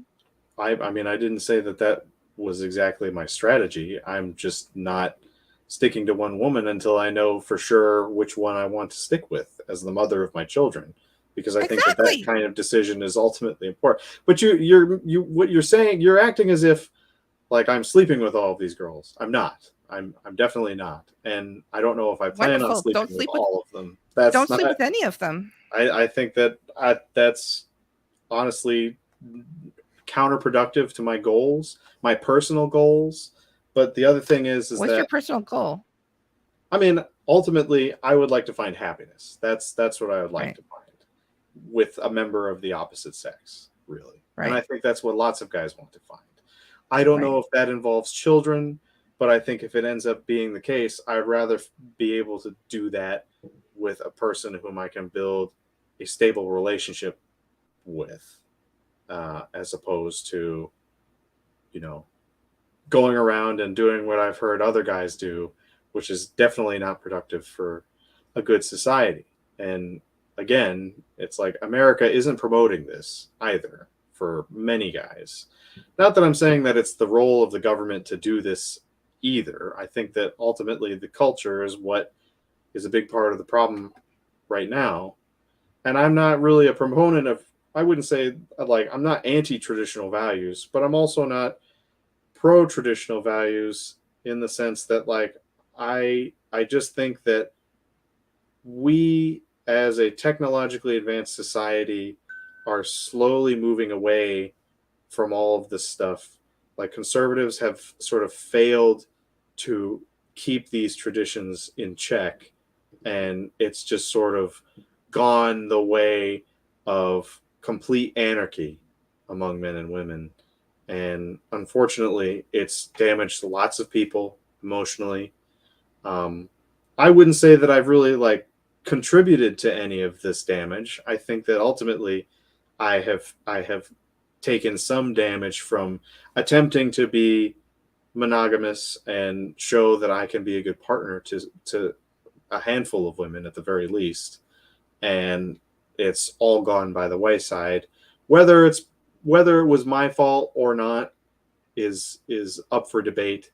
But I think ultimately what sucks is that there are too many factors that you have to take into account when it comes to building a relationship with somebody you want to have kids with. Like, there was a woman I was in a relationship with for over a year. And I mean, I for a while I thought, like, she'd be a great partner for a lot longer. But eventually, towards the end of that relationship, I started to notice behavior in her that was kind of like not conducive to somebody whom I would be happy with being the mother of my children. Like, there Mm-hmm. was just some instances where she just couldn't even boil water, let alone cook a hot meal. And Mm-hmm. these days, it's like, you get lambasted for being a misogynist because you expect an adult human being to be able to cook for themselves, let alone their offspring. And it just got to that point where it spiraled into, she was more like emotionally dependent on me, as Mm-hmm. opposed to, or maybe not emotionally dependent on me, but she was not aligning with my ideal person for long term. Right. Um, and I was with her for a long time. I haven't spoken to her in a while. I hope she's doing well. Um, and If she was a ultimately, good cook, would you have married her? I think if she cooked at all, I would probably have stayed with her. To be honest, it's like, I can cook with a cookbook. That's not like a problem for me, because that's always the question you get. Or, like, oh, why don't you just hire a maid if that's what you want? It's like, if I No, I had the wasn't money gonna to say do that. that, well, that I'm just talking in general, like, because those are the kinds of things that you hear from folks who respond to that kind of, Don't like, worry about those standard. people. Those people I'm are not. irrelevant fools. And I agree. I'm only bringing that up because that's just something that comes up a lot in conversation wherever you go, because, and I don't care, but that ultimately affected my decision with that individual person. Um, and of course, there was premarital sex involved, because that's Uh-huh. just how it goes. And Uh-huh. I'm not the kind of person who's going to avoid doing that. I regret doing it in hindsight, um, because I think perhaps I could have approached that situation a lot differently. I was probably one of her first partners, um, Mm-hmm. and So she was the gatekeeper to sex, and she allowed you access to that, she and you did. were the gatekeeper to marriage, and you I rejected was her. going to give it to her, and I think And that I, would have been the I think that case. it's much more destructive to be in a relationship with somebody, fall in love with somebody, be having sex with somebody, and then get rejected than the kind of rejection that a man gets where he doesn't know the woman or hardly knows her, asks her out, and she says no. Like, these are two very different things. And I'm not saying it's not, I'm sure it is hard for men to be going up to women and asking them out, but it's not like it's easy for women. Like, women have a whole other dynamic that they have to deal with that modern Of society course. is giving them terrible advice about. I mean, everybody has gotten all kinds of terrible advice. I wouldn't say it's just men or women. I think everybody's just gotten this advice that isn't working for them. And Right. for me personally, I think it's just about finding your own path. And if that involves sex with people whom you see as potential long term partners, that's fine. Because at the end of the day, that's ultimately, you're not going to be able to avoid that. You can certainly say you want to be You can. above that. I mean, You but have power. You have agency in your life. You do not have to do what everybody else is doing. oh, absolutely. But I'm not doing it because that's what everybody else is doing. I'm doing that because that's what I want to do. Well, you keep saying it's inevitable. It is. And I mean, Why is it like you inevitable? because and again, this is something that I think you're not understanding with this, is that there are already lots of women who have engaged in this culture and Right. are already sort of sucked into this as Right. it is. And it's better to figure out a way to adapt to the culture than try to adhere to something that was relevant 60 years ago. I mean, it's it's still relevant in certain communities. You can But choose not to everybody's community. join a church and get involved and meet somebody that shares your values even if they're new to you. These people do exist. Sure. They're I'm just not not on saying they don't Tinder. exist. I'm just saying they are few and far between. And Right. And if you are someone who already has a lot of experiences under your belt, you should be looking for somebody who also has experiences under her belt, but realizes the error of your ways and wants to do better and wants to, whether you get legally married or not, have a long term monogamous committed relationship where you put the best interest of the children before anything else. And I still haven't heard a functional alternative to that, except for just going after low status women, whether or not they could be hot, but they're still low status, and that they're willing to have children out of wedlock with a man who is still having sex with other women. well, so the alternative for that, I mean, it does come down to an individual person's values, right? My values are not going to be the same as yours either. Like Mine are right and yours are wrong. that I would say it's entirely subjective. I don't think that Mine work ultimately and yours don't. that's what is we're dealing with right now in this country, is that, and I talk about this on my Twitter account all the time, which is that there are three enemies to the West right now. It is communism, atheism, and feminism. These three things are single-handedly destroying the West. And And they whatever the male version of feminism is. I disagree. The only reason I say that, though, is because it's only in a response to these things. Because obviously, So, when it comes to when it comes to the grievances of men, it's just completely like, yeah, yeah, you know what? You're just a bunch of whiny losers who can't get laid. Who cares about what you think? But when it comes to feminism, it's taken seriously, right? So all the grievances that women have about what they perceive to be oppression in society is taken far more seriously by comparison. Whereas what we have now, whether it be MGTOW, red pill, black pill, white pill, all of the pills, whatever colors you want to pick, it's all as a response to all of these things. It is not as a result of society as it was before. Like traditional so why society was built by men. It was not yeah, built by so women. why are men sitting by the side whining and complaining, the mainstream media only wants to listen to feminists and doesn't want to take our concerns into consideration? Like, okay, so like do something about it. Like, What do you what's want your us to do? prescription? What's your policy? What do you want us to do, though? If no one will listen to us, then what is it exactly that you think that we should be doing outside of these ideas that aren't working for us anymore? They would work if you would embrace traditionalism But they're because they not. worked in the past. And But it's they the only are thing that is not. going to work. That is not what is happening for lots of people right now. And that is what you are not understanding, is that it's No, not I working. understand it's not working right now for a lot of people because people have rejected traditionalism. Right. And and it's really because it's not working that they've rejected it. It's not that But you it's haven't tried it. I have tried it, as a matter of fact, and it didn't You've work. tried not having sex until you get married and getting married to a virgin? I definitely did. You And did. Are you divorced? no, I'm not. I never got married. That's the thing. Okay. It's just Well, you like didn't try it. Do you go I to did church? try to. No, I haven't in a long time. I'm not very. I'm not. I'm a spiritual person. I'm not a very religious person, I would say. Okay, so atheism is an enemy of the West, but I have a you're different not kind of religious. relationship with God than some people who would otherwise be like traditionally Christian. My family is Baptist. I'm not like I personally don't go to church. I'm not like somebody who regularly reads the Bible or any of those sorts of things.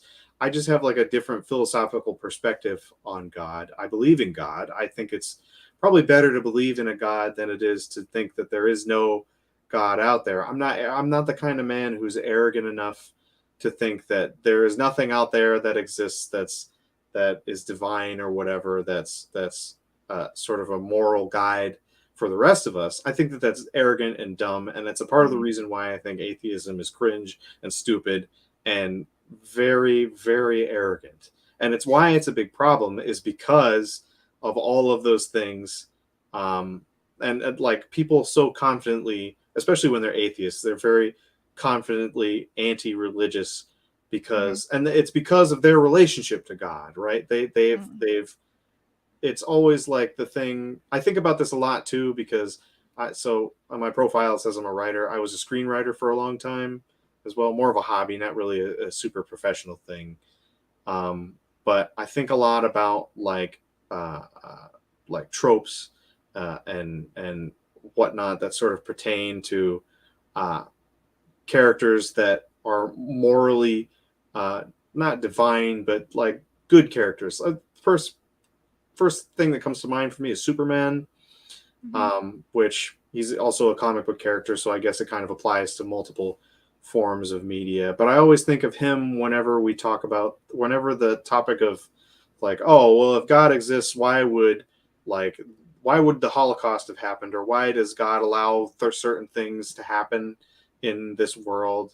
And it's like people don't understand that like so God gave us free will and it's up to us to stop evil. It's not up to him because that's the antithesis to how he has given us that free will.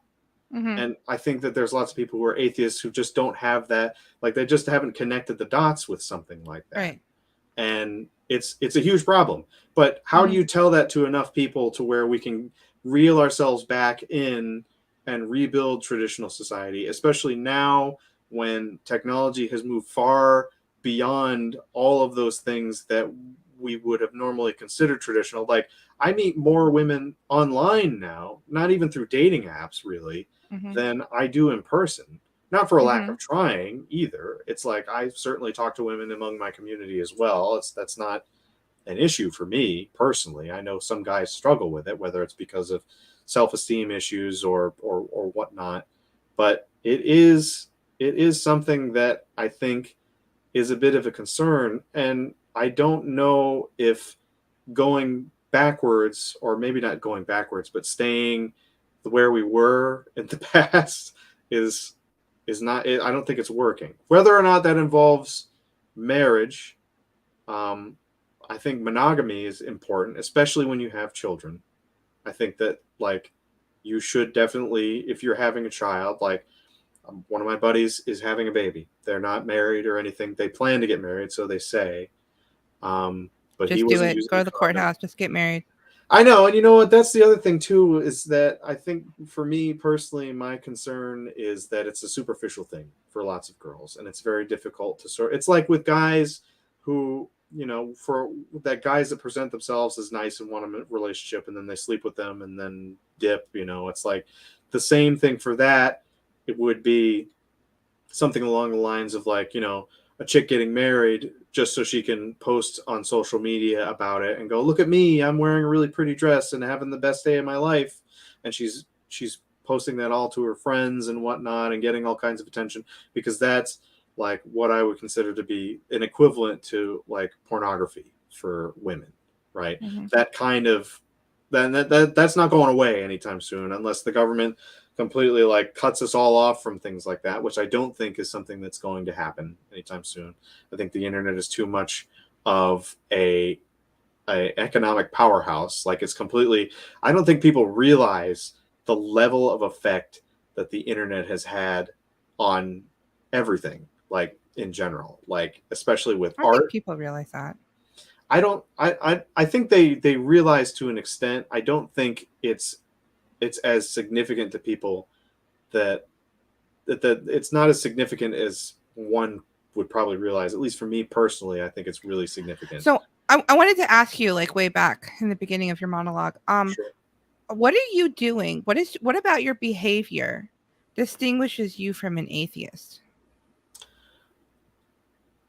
Well, that's actually a good question. I never really thought of it like that. I mean, I I'm not. I don't believe in pushing people on things. Like I'm friends with people who are atheists. Like I Hmm. think it's I think people have their own personal reasons for being the way they are. I know that Hmm. some facets of baptism are that like you, if you're a Baptist, you're always a Baptist. You don't have to go to church all the time in order for Christ to accept you. Like that's it's you can completely forget about the church and you will always be accepted back. And I believe in that. I don't think that it's something like that we all have to be actively doing to be Christian. If you were born Christian, you're Christian. That's it. And whether or This is not why you I go, reject Protestantism. I was raised Lutheran with the same idea, and now I reject it outright. I was an atheist for like 10 years, but I reject Protestantism outright. You have to perform your faith, you have to practice your faith, or faith without works is dead. So, like you said, that one of the enemies of the West are atheism. sure. How is your behavior distinguish you from atheists? I try to talk to people about what makes them uncomfortable, whether it be about religion or about feminism and communism, all of those things. Like I push back at all of that stuff. Like I don't like obviously in certain social situations you kind of know like what to gauge. You pick your fights correctly. Oftentimes, more often than not, I will stick to my principles and if somebody's an atheist, I'll definitely press them on why because I don't see like a significant legitimate reason for that. But I also don't believe in like the form of Christianity that we have now, where it's very much like in your face and not like you're not Christian unless it's like being a libertarian. They say if you're a libertarian, you're not a libertarian until another libertarian tells you you're not libertarian. So there's like it's basically that energy that I'm talking about, where it's just like there are just some Christians who have a different perspective about life and love and God and all those things in general. And it I don't believe in like forcing people to adhere to the things that I believe. I try to be more persuasive, right? I try to talk to I people don't think about you God. understood my question. Well, then what is it that you would expect of me to do differently from an atheist? Because I know that atheists in general are kind of like vegans. They're very like you'll probably know within moments of talking to them. But for me personally, I just kind of keep out of it unless I feel as if it would be conducive of me to question why they believe what they believe. So, do you think it's wrong to like push your beliefs on people? I would say probably only because So, when I ask you, what do you do any different than an atheist? Your answer is, I don't push my beliefs on people. Like that's like a anti-Christian, because Christians are supposed to preach the gospel, and Christians are supposed to follow Jesus's commandments. Do you believe in Jesus? of course. Okay, so he specifically he made the Old Testament laws about sex even stricter. He said, not only are you not supposed to commit adultery, you're not supposed to commit adultery in your heart. Not only, like you've heard it said that you're supposed to give your wife a certificate of divorce and divorce her, but I say do not divorce your wife, or you make her a victim of adultery. Like he made it even stricter. Like Christianity, like back in the day, back in Roman times, it was real bad that people were having sex with anybody and everybody and it was a disaster. And women really liked Christianity because it had monogamy, lifelong monogamy, not the serial monogamy. You're supposed to have sex with one person your entire life. And it worked, and it created modern day civilization. And then we go, oh, that's old fashioned. Let's just get rid of that. That's regressive. And It then we're is. like, oh, nothing's working. Like, if you don't have an alternative that's going to work, then you shouldn't be saying, oh, well, we can just throw that away. Well, I never really pretended that I had all the answers here. I'm merely suggesting that the systems that were currently working 100 years ago aren't working now. And I think that it's just not conducive to a modern society. You know, we've advanced too far, and traditional values are going to get left behind, and it's not slowing down. What And is it so about modern society that can't work with traditional values? I mean, the Amish do it, the ultra Orthodox the Jews do Amish are it, the completely Mormons do it. isolated from the rest of us, though. Right. Yeah, you can choose to do that. That's But basically what you have to do. I don't have a television. okay, you don't have a television at all? Well, good for you. No, I'm very I don't careful watch about what I expose TV myself to. personally. I don't watch mainstream. Like it's brainwashing. It will brainwash you if you allow it into your mind. It will warp your mind. It'll make Absolutely. you unhappy. I wholeheartedly agree. However, I don't think that that's realistic for a lot of people. Maybe not as far as the TV thing is concerned. I'm sure most people could probably throw that stuff away and be better off, because the internet is something that will probably replace a lot of those systems. But that Mm-hmm. is a part of that. I think that it's like now you can watch movies. You basically, like, this is a video camera, a photo camera. It's a movie theater. It's a dating service. You can trade stocks. It like all like this would fill an entire room of servers like 60 years ago. My And phone that's how fast this is locked technology has down. progressed. My phone is locked down. My husband has the code for it. And we do that Okay. to each other's phones. Okay. You can't, there's lots of things you cannot do on this phone right here Okay. because we parental lock each other's phones. Okay. But how many people do you think are doing that realistically? Lots of people do it. I recommend it. It makes you way happier. I tell my husband, take my laptop away at bedtime, or else I will stay Okay. up too late, and then give it back to me when Well, it. that's good. Yeah, Personally, and that I because I don't have the willpower not to be on the internet and looking at destructive things all day and all night. And sure. I have a Kindle. I can read anything that I want to read. I can listen to any audiobook that I want to listen to, and my life is way happier because of that. And I highly recommend it. I mean, that's great, but I also don't think that people are really, I don't want to say they're not capable of it, but it's not happening for a lot of people right now. Like, we're not really, and believe me, I talk about this with some of my friends all the time. I mean, I talk about my habits of, like, when I'm home, I only really have this here because I was planning to do this thing with you today, and you were messaging me, so it's whatever. But usually I keep it upstairs in my room and on a charger away from me. I detach myself from all of these things because, yeah, you should probably be reading or doing whatever, finding a hobby to do with your hands, as opposed to like I play guitar, like I write music, and I try to keep myself disconnected from that stuff. But a lot of people, like, aren't doing that, and I'm not really saying that, like, people aren't capable of doing that, but, like, human nature as it is now is sort of being shaped around this modern society that we've created, and we've forsaken God. And as whether or not that's well, I'm sure you see it as a bad thing, and it is. I think that we've left that behind.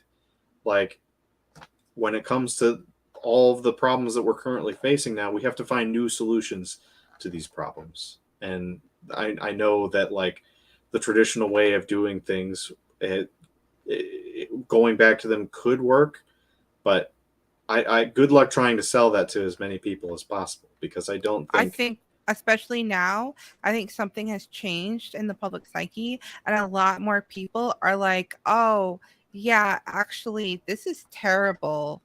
I hope so. I I'm really do. I hope so. People are starting to be like, you know what? I don't care if I get fired. I'm speaking up about the trans stuff.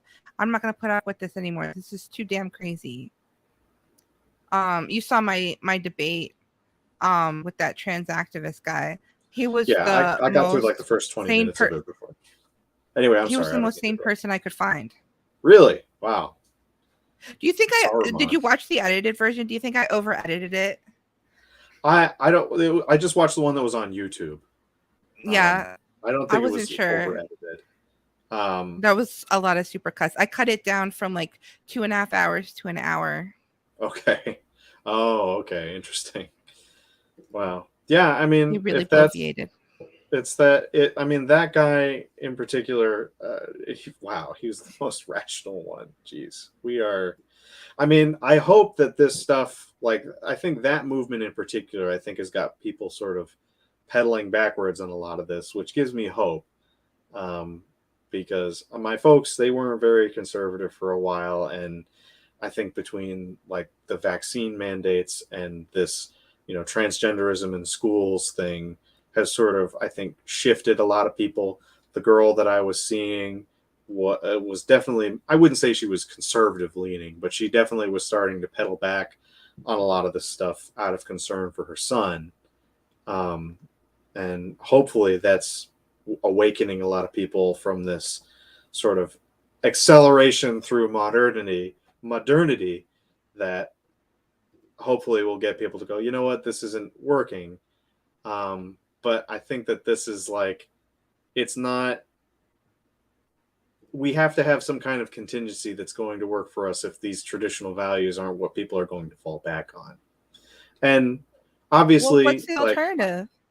I don't have any alternatives. I'm just telling you what I think works for me, and I'm Is it keeping my working for you? options open. I would say so. I'm pretty happy. Are you happy? Of course. Just because I go on the internet to complain about women, because I think that, like, the behavior of women is what's shaping all of what's going on right now. A lot of it, anyway. I know it's like, and that's what I'm talking about here. It's like all of the reactions of feminism is what has spawned things like MGTOW, red pill, all of that stuff. Like all of the behaviors from modernity are essentially, it's all coming full circle. I hope truly that we go back to those things, because I would definitely fit back into that lifestyle. I have no problems going into that world and living that Hmm. kind of life. If But it's all it's not women just working. unanimously, like all women in the unanimously just realized that feminism was bullshit and refused to have sex out of marriage, how fast would you snap back to I mean, traditional I values? I don't think there would be much of a choice for me, but I think that then I would focus my efforts on wanting to start a family, and hopefully there wouldn't be a system in place that would essentially burn me if the woman just decides that, oh, the relationship, like, we need incentives that prevent women from just breaking up families because they're feeling, oh, I'm not doing this, or like, there has to be more contingencies in place for me to even feel comfortable with it, because I think, Mm-hmm. and often the responses are like, well, you don't even have enough money to worry. It's not about like the money or the resources, it's the time. It's Mm-hmm. like, I would hate to have to put all this effort into building something with somebody and for it to just topple like a deck of cards Mm-hmm. over. Be careful what she's watching. If she gets into some weird online stuff and starts reading about feminism and gets into that, that's going to hurt you a lot. Well, So sure. you couples need It's to be aware of what each other are getting into and watching things together. or else you get weird situations where you're just going in opposite directions, like whether it's religion or politics or any sort of cultural thing. If you're each on your phone separately reading about some new ideology that's going to break up your marriage because Satan is whispering lies in your ears, that's a problem. And I think that our society embraces freedom way too much. I'm not advocating for violence or for the state to control us, but it is totally appropriate for spouses to control each other and to have a lot of more influence on each other than the internet does, and to be able to set boundaries and say, no, you're not going to do that. And that, I think marriage doesn't work anymore because socially we do not accept being told what to do by our spouse anymore, which is I totally agree. necessary for a working marriage. I want to respond to this comment. Trad wives, well, they just make us a sandwich. I didn't technically make my husband a sandwich today because there was no bread, but the stuff inside the sandwich I did give to him for lunch. So I did sort of make a sandwich today, but he's not eating carbs. And in response to the 70% stat that you said before, 70% of divorces are initiated by women. So what? They are more likely to do the paperwork, and they're more likely to be poor right after the separation, like how Crowder cut off his wife, forcing her hand to file for divorce. Just because they're the ones doing the paperwork doesn't actually mean anything. I fail to see how that makes it any better. I think If that's a still man like, is leaving the home, cheating, withdrawing financial support, leaving but the that's the woman to assumption have that to do the always happens paperwork. with situations like that, though. It's like, oh, what did the man do wrong? It's never like, what are the reasons behind this woman separating from this man? And it's usually always like, oh, he was abusive, or oh, he wasn't doing enough, or oh, he wasn't doing this or doing that. And I don't think that's productive, because I think a No, lot it's of not. men see that and they go, well, what's the point of doing that if I'm not even going to get my side of the story heard? You know, what's happening with Steven Who Crowder, I cares think, if you is, get your side of the story heard? It I don't matters if know, you maybe keep the your fact that your marriage together. reputation can be completely destroyed in just from a completely intimate security video that's posted online, for instance, Oh man, which you do I not think want to get is, me started on Crowder. I Crowder is an asshole. He's always been an asshole. I stopped watching him when Not Gay Jared left. And why did he call him Not Gay Jared? What is wrong with this guy? There's I something seriously wrong with him. And the way he spoke to his pregnant wife was just beyond the fucking pale.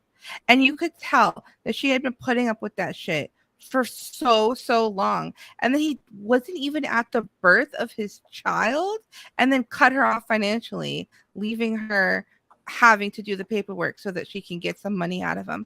Absolutely despicable. I He's a didn't hear bad about the person. cutting off financially part, but for Yeah. me personally, it's like, I think it would be a nightmare for anybody to have such an intimate moment completely spread across the internet like that, whether or not it was posted out of context. For me, I I'm not I don't 100% convinced myself, my and I don't theory think is we that the would be Daily transparent about Wire it if it was me. paid her to release the video. That's my theory. You think somebody paid her to release the video? Is that what you The said? Daily Wire. Oh, I interesting. have no evidence for this whatsoever, but that's my theory. That's an I interesting think that theory. she told Steven, do not talk about me on your show.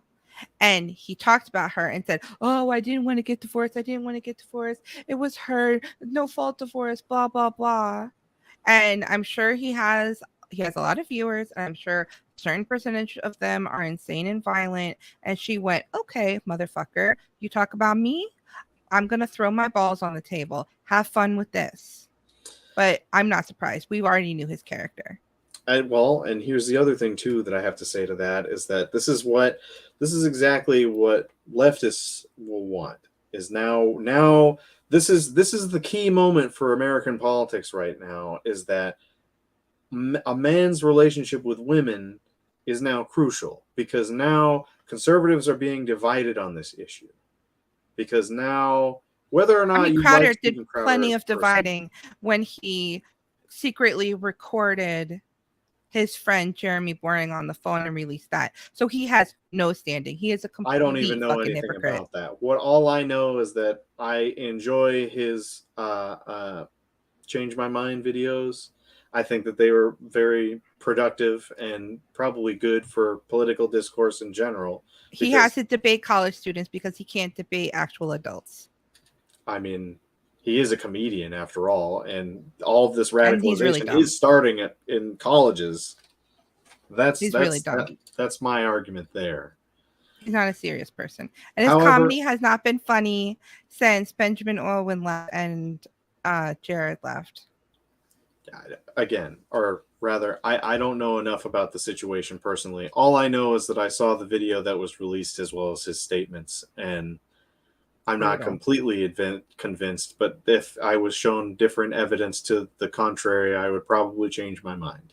However, It's a these good thing he shut his mouth these because kinds of things are ultimately what are now dividing conservatives in general into I don't different. think anyone is divided I think there are a lot of people who seriously support Crowder. politically. I don't think people are divided about Crowder. I think people are divided about the debt limit. Well, that Like too in, as in well. in the serious world of politics, no one Well, sure. actually cares I guess I'm just talking about. as far as like the social media sphere, like with these social media battles that all of these figureheads are having, and honestly, it's just the beginning. Like I don't know if new things will come out and will change as far as with other characters on the right, but personally, it's neither here nor there for me. I've kind of completely walked away from the political sphere of Twitter because it's too much. It's not. I don't think it's productive. I think we're not thinking big enough, which is why I'm here to talk to you, because I think that ultimately we have to rethink the very fabric of how we do things. Whether that involves completely avoiding the traditions that the right has been pushing for so long, maybe not avoiding them, but reshaping them in a way that reflects modern society is probably going to do us better. You've completely turned into a pixelated ghost, and it's terrifying me right now. I don't know if you're even there. Okay, could you hear I'm me back. before? Okay. Sorry, I don't know if you could see what you looked like there for a moment there, but you looked like a ghost in the machine. It was very terrifying. Oh, But I all my point though was that I just truly I do think that there needs to be a different perspective that is had, and I'm probably not going to change your mind on this because you seem to have it working out for you, and that's okay. And maybe that's what each individual state has to deal with. They have to go. I think Massachusetts is deeply classically liberal, which by today's standards would probably make them incredibly conservative by comparison. But they're still they have this it has this identity crisis that it wants that communal Kennedy sort of ask not what your government can do for you, but what you can do for your country. Sorry, I'm misquoting him. Um, and I think that spirit is still there, but it doesn't like we've got a lot of work to do, and I think some states have less of a difficult time figuring that out. And clearly, there's significant cultural differences between states, and until each of these yeah. I don't individual think states it's. figure that out, it's not going to change very much. I don't think it's so much the laws or anything. No, I think it's cultural. yes, Let me ask you a question. sure. If we just if the government just like disappeared tomorrow and we just did not have any government, so like no marriage licenses, no divorce court, no child support payments, no welfare system. How do you think? Do you think that that would make traditional marriages work better or worse, or what kind of system for relationships and children and family formation do you think that we would have that would work? Well, I think without all of the support systems in place, especially in a lot of blue states, I think women would then definitely become more dependent on men like they have in the past. which I think is a good thing. I mean, I only think that a lot of these relationships work is when women have become more dependent on the man to step up and provide, which I think there are a lot of guys who do want to step up to the plate and do that, myself Mhm. included. However, I don't know if that's ever going to happen anytime soon. And I, I just think that, like, if that were to happen and we were to go back to that way, I think we would ultimately fall back into that place of what we know already works, as opposed to pushing forward and trying something new. But as society stands now, I think unless that happens, God forbid, or maybe not, God forbid, who knows? But I think changing it up is ultimately what's going to work with all of these systems in place as it is. But without them, yes, I think we'll likely just fall right back into place with the way things used to be, because obviously, single mothers in particular are not going to have the government to support them anymore, which, in my personal opinion, is a good thing. I think, if you have a child with somebody, you should absolutely try to make it work with them, for the child's sake, if nothing else. That is important to me personally as a man. I think that's it's not something that will will ultimately make things any better, unless something significant, we have to have some kind of radical change happen, and it's either we fall back into the old ways of doing things, or we do something new. I sound like I'm repeating myself. I hate really repeating myself, but I think that I have to put emphasis on that. What's your political orientation? We got this comment a while ago. um that's a good question. A long time ago, I would have considered myself as a Democrat when I was in college, and that was really only because of the way society is in Massachusetts. Because you're just kind of, everybody is a Democrat, and that's just kind of how it is. It's only when you get older and you realize sort of the way government is, and the way tradition actually benefits your life, is then you sort of turn around and go, I'm more conservative leaning. I would probably consider myself more libertarian than anything else. I'm not one of those libertarians that's like, oh, I'm anarcho libertarian. I'm just straight up like, I hate big government, and I think that's a part of the reason why we agree on a significant number of things, as I've Mhm. started to realize during this conversation alone. But I would consider myself more libertarian. I'm not registered as a libertarian. I was for a little bit, I think, um, but I'm now registered as a Republican, because I personally, I've kind of not found any political leaders within the Libertarian Party that are consistent enough for me. I don't know if that even makes Mhm. any sense. I don't. I got Again, I'm not really very deeply involved in the political sphere much anymore. Um, I'm sort of focusing my endeavors on the culture as opposed to politics, because I think that is where my strengths are. And for a while, I was more involved in, like, yes, I'm definitely not uh, ANCAP. Oh, anarcho capitalist. Yeah, no, I am. I'm definitely no. Yeah, I'm I'm just old school. At least I would say it's just old school libertarian. I I don't like I big got kicked government. out of the Libertarian Party for being too extreme. Really? You got kicked out? Who does that? Like, Not how does that formally, work? but I was shunned. Oh, okay. Well, then you're officially a libertarian. Congratulations. I was the communications director for a Senate campaign, so a statewide race, and we got 5%, far more, like double the amount of votes that Joe Jorgensen's got in our state. Hmm. And all the other libertarians that were active in the party, all they had to give were criticisms for being too extreme, Wow. even though we did better than any other candidate had ever done in our state. Hmm. That's that's wild. I never would have thought I would hear something like that, especially about the Libertarian Party. But you know something, that's just kind of the way they are, aren't they? And it's I think like most of them are glowies, honestly. it's I think everyone's a glowy, though. what You is a could be a glowy? glowy, a government agent. Oh, interesting. I didn't know that that was Yeah, I think like half of the people that are active in the Libertarian Party are government agents. Just my theory. I have no evidence, really but just got yeah. interesting. Um, But you say you want to be more involved with culture than politics, and I agree. I think culture is way more powerful than politics. absolutely. But what's your cultural prescription? Well, I believe me, I wish I knew.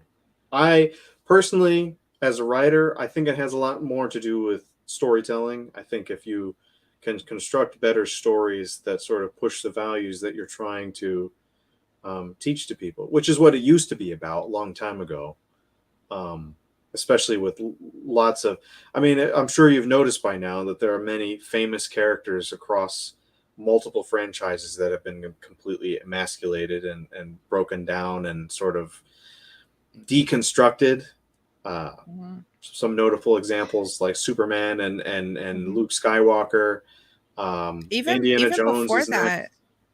like I remember like what kind of started me on my path to rejecting social liberalism and embracing conservatism and like traditions was this like documentary that was online that was like uh talking about how media has manipulated us into embracing cultural marxism and how like you can't find like a happy heterosexual marriage, like all of the men in every commercial and every TV show is just a putz, like an idiot, a Hmm. stupid, ugly. He's either ugly or he's fat, and he's Right. stupid, bumbling oaf. And Yep. I'm like, that is true.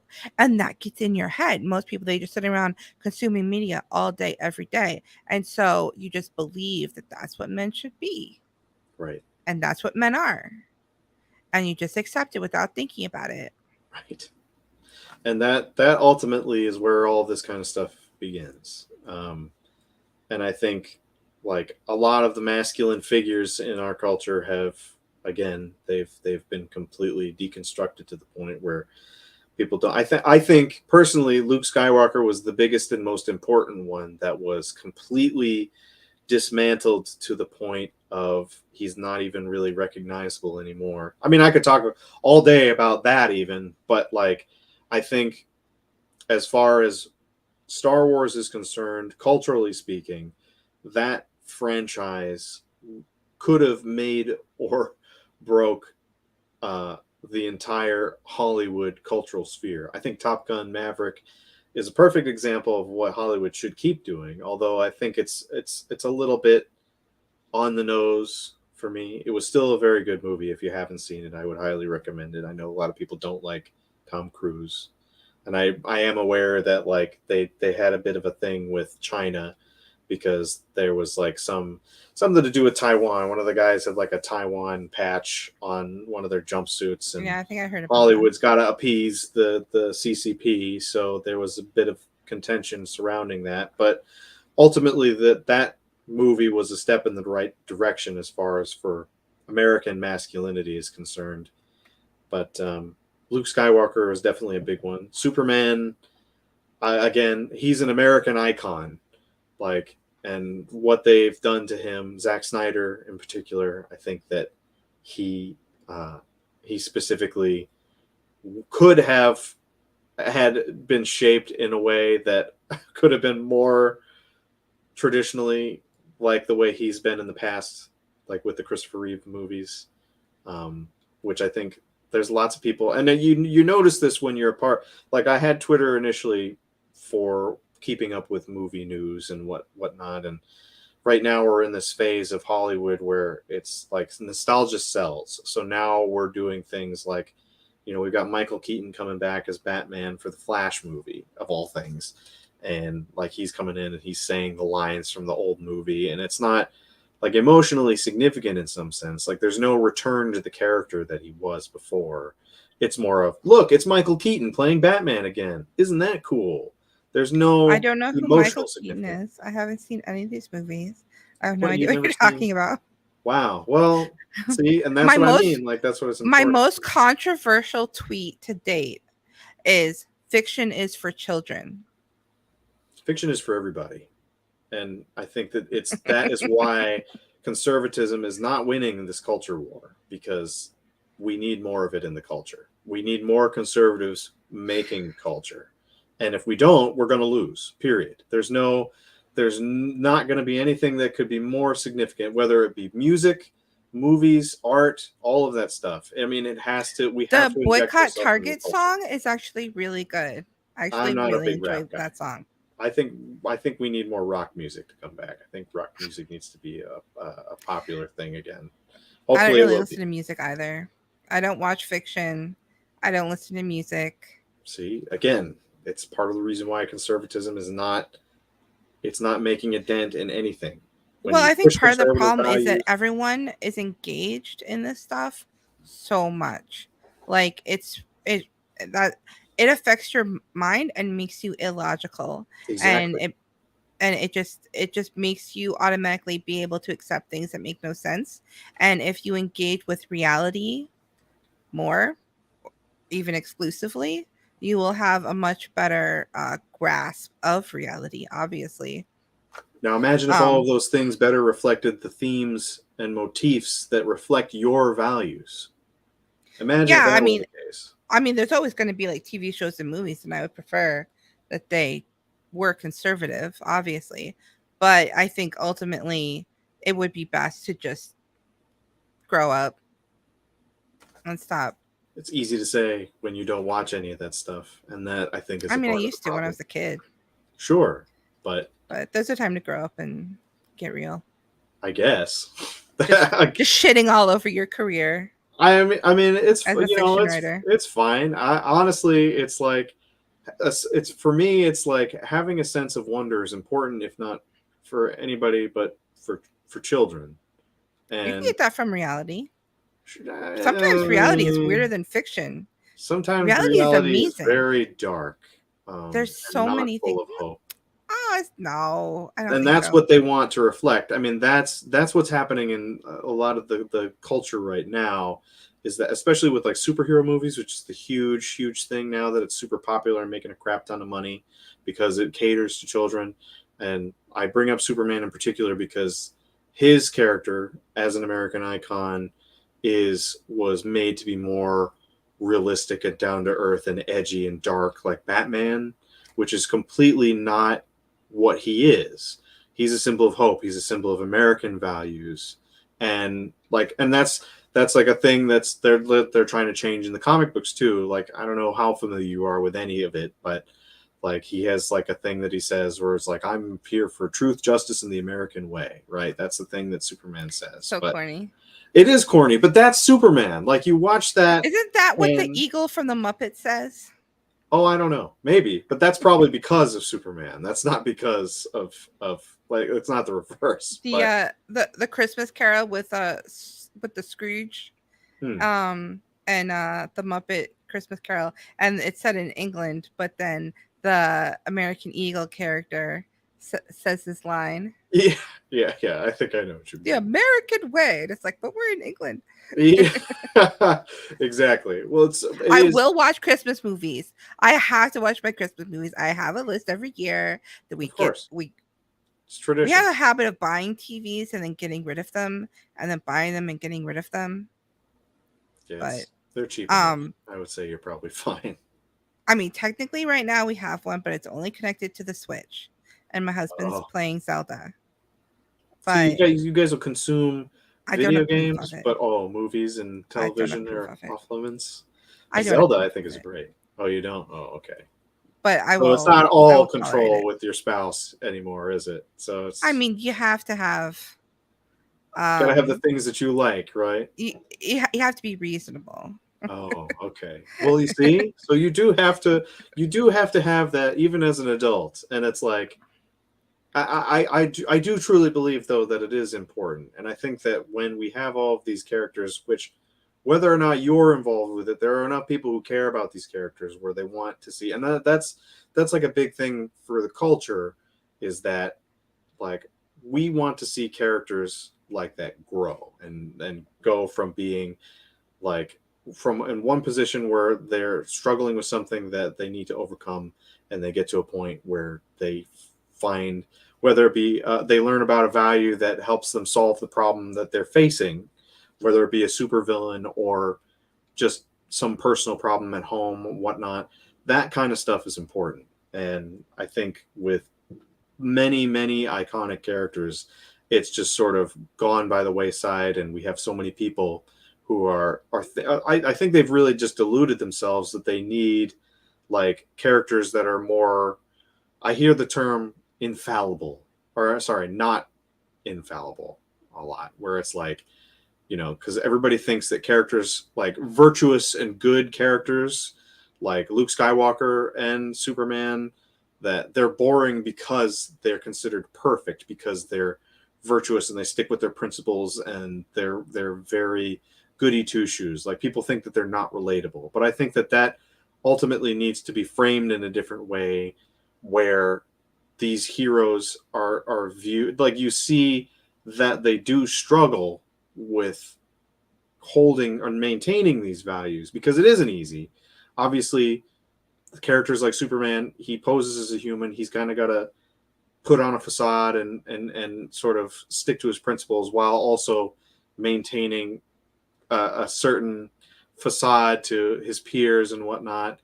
And I don't think we see enough of characters like that who are virtuous and good. I think the best modern example right now that sort of reflects American values even very well has been the Captain America movies, which are very well written. If you haven't seen them, I highly recommend. They are decent. You don't need to see all of the Marvel movies, contrary to popular belief. You don't need to watch them from the beginning to end. You can just watch the three of them, and you'll probably get everything that you need to know. But Captain America does kind of reflect that ideal American attitude, and because he's not like a demigod like Superman is, he struggles with a lot of these problems where he's got entire systems and characters with lots of power against him, and he's not super fast and strong, so he's got to find other ways of solving his problems, and that's more inspiring for a lot of people. But ultimately, that's what I mean when I talk about like culture, because that is where leftists in general have their grip, and they are much better at doing that than conservatives are. And unless Mm-hmm. we find a way to influence that in some manner, which is why Mm-hmm. the Daily Well, we're Wire, for starting to. instance, well, yeah, I mean, the Daily Wire is sort of making their own way of distributing media, but I also think that more people need to step up, and myself included, and try and push themselves into the systems in place. And I think that, You should write a movie starring Kevin Sorbo and that lady that got fired from The Mandalorian. oh, Gina Carano. Yeah. Yeah. I mean, hey, they say that people do really well when they write scripts for specific actors. So that could, it's there's potential with that. But, Like maybe he's her father and they're like in a dystopian future where they had like gene editing and they had like super babies, so they're like super strong, like perfect people, but then society collapsed and they're trying to like make their way through. sure. I mean, it's there's limitless potential with it, but that, for me personally, is, I think, part of what we need to do as conservative leaning people, is we need to be more involved in the culture, or if anything, start trying to build our own, which we are. And I just think it's either going to take a long time, or it's not moving fast enough, and it's gonna take some time. That's the best way I can put it. um, and it's more important than politics right now. Like, for me, I've already kind of made up my mind as far as, you know whom I want for president in the following year, and Who you hopefully want? we'll Trump, hands down, absolutely. It's too No way. soft. It's I mean, he might be, but I think DeSantis is controlled opposition. I don't think that he's Maybe. I think he's controlled opposition. I do. I think Trump is the only one who's still talking about things that no other politicians are talking about. He's the only. I don't. I mean, maybe I could be wrong. I'm not hearing DeSantis talking about incentives for people to have babies, because I know that we are dealing with a population crisis, just like I Japan and don't Korea. want money from the government to have babies. I want them to stop stealing my fucking money. Goodbye. Thank you. I agree. I don't think it's giving out money. I think it's more like tax incentives than anything else, which I think is better. Um, and I don't know. I also, just it's still it he's the it's only weird one talking because about it. It's just like the way it was with the border. He was the only one who was talking about that, and he got a lot of heat for it. But and that then he didn't do ultimately, anything about it. Ugh. that's what they I say. like I think I he like did Ann more than most Coulter's view presidents of have. things. I like Do you? Ann Coulter. Yeah. Well, But so she's you call funny. yourself a conservative, but you're not socially conservative? I mean, I'm a writer. I can't be really. I'm not like. I think it's a different kind of space to be in. Um, and when you have to be more, that's the thing that I think leftists understand is that, and I think that's why you see it, like you see it with I don't know if you've heard of it. There's a stock trading website called Unusual Whales, and they actually measure what politicians invest in, and uh, lots of Democrats invest in tech startups. And tech startups or creative fields like that require more sort of outward creative thinking are ultimately the strength of a leftist, whereas conservatives they stick to things that they know, like gold and oil and like material things like that. That's what conservatives double down on. And I think that without that ability to sort of think outside of the box, and not to say that conservatives can't do that, but I think that when it comes down to it, you have to sort of be a little bit more open minded for the culture and for the social aspect of this country as well. That things are changing, and we have to figure out a way to make it work for us in the best way and the most traditional way possible. And as I said, I'm not against monogamy. Obviously, if you have children, you should be monogamous to the person who is the mother of your child as a man, personally. I think women should absolutely be very strict gatekeepers to sex as far as I'm concerned. I think if they just did do that, we'd probably all be better off because then dudes would know exactly what they needed to do. But that is my point overall, and why this even started in the first place was that I think it's not happening. It's not happening on a broad enough scale where it's going to make as much of a difference as quickly as we need it to. And for Well, me, people who have the attitude of not having children, they're yeah, breeding themselves out of the gene pool. And in the exactly. I future, I agree. the people that are having children are going to raise the next generation. And I think we're going to see, like, we see this in Israel.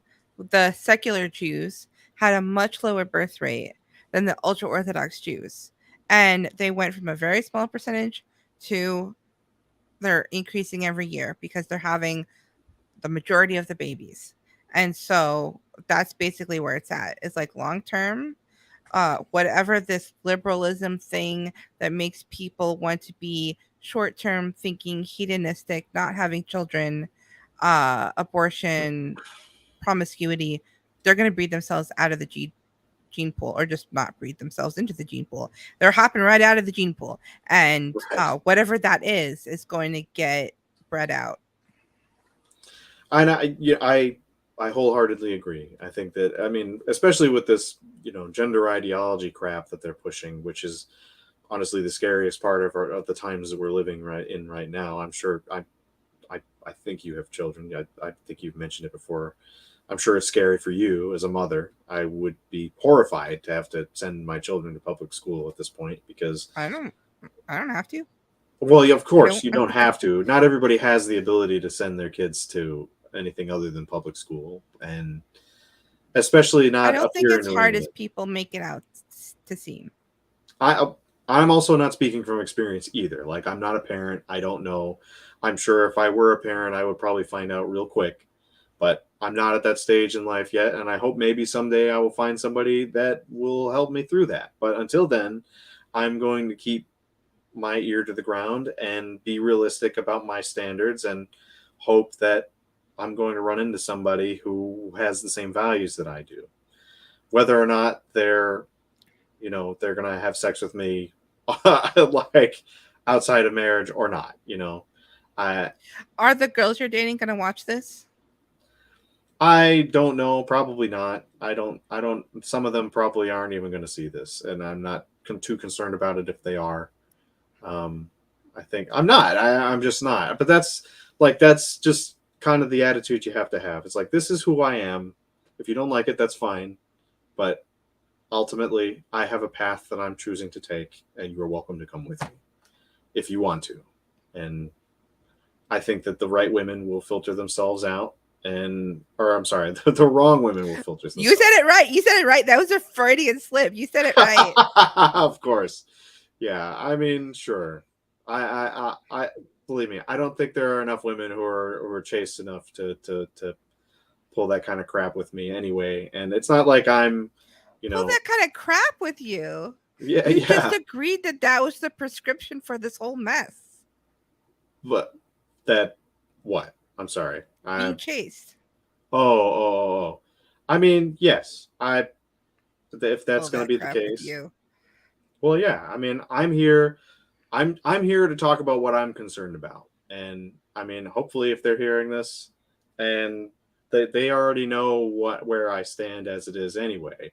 So if they're shocked by anything that they hear today, then they weren't paying attention to begin with. A lot of people do not pay attention.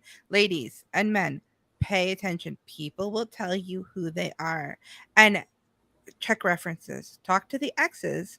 Talk to the brothers, sisters, parents, cousins, the friends. The friends will tell you. If you are on like a group date and you're the person you're dating goes to the bathroom, ask their friends. They will tell you. I mean, Get references. If treat it like a job interview. well, I mean, the same goes for men, though. I would say Yeah. and I mean, you really women will tell on themselves with their actions and not their words. I wouldn't pay attention to what they say. I think People will that's often tell you too. I mean, you have to watch out for those red flags because they will often tell you, and they might tell you, "Oh, my friend did XYZ," and they're really checking to see like what your reaction is. You know what I mean? sure. Yeah, I People just will tell you who they are of course. Well, often. I try to You just be have as to pay honest with attention. people as I can be, and that's like I said, the wrong people will filter themselves out, The and right people will filter themselves out. it's You're setting yourself whatever. up for The failure. wrong people for me is what I mean. You're setting It's yourself up for failure. am I? Yeah. I think I'm You're doing gonna just get fine. fucked over. You're gonna get somebody pregnant, and they're gonna be No. not high quality person, and you're gonna be fucked. And you're basically having a self fulfilling prophecy. You're gonna create the reality that you're afraid of. No, I'm not. I I Let's learned check from the back in 10 years mistakes. and see how this goes. I would love to. I would be happy to. You know what? And I hope by then I'll have a whole family to show off by that point, because I will, and I'll be Hmm. happy. I But hope so. I I'm rooting mean, for you. I mean, I hope we go back to the days where traditional society reigns supreme again, and we all are on the same page. But until then, I'm just going to stick with my guns and hope for the best. Keep my principles close to the chest, and You don't need society to change in order to change yourself. Isn't well, this like a whole thing that Jordan Peterson says? Like, you're so focused on society. Well, society's this way, society's this way. It doesn't matter. Society only matters as much as you let it into your home and into your life. You have so much control over your home and your life. You get to control who you interact with, who you're in a relationship with, who who you're interacting with on a day-to-day basis. You get to choose your own lifestyle, where you live and how you live. And there's some restrictions, and the government does make it harder, and society does have some influence, but you can control a lot of that, and you don't have to wait and say society has to be fixed before I can. You can do that right now, and by you doing it, you will, in your way, help fix society. I suppose. I just don't think that right now that's where I'm in a position to make any change. I'm worried about myself, as many men who are MGTOW would probably say. I It's thought it was pronounced MGTOW.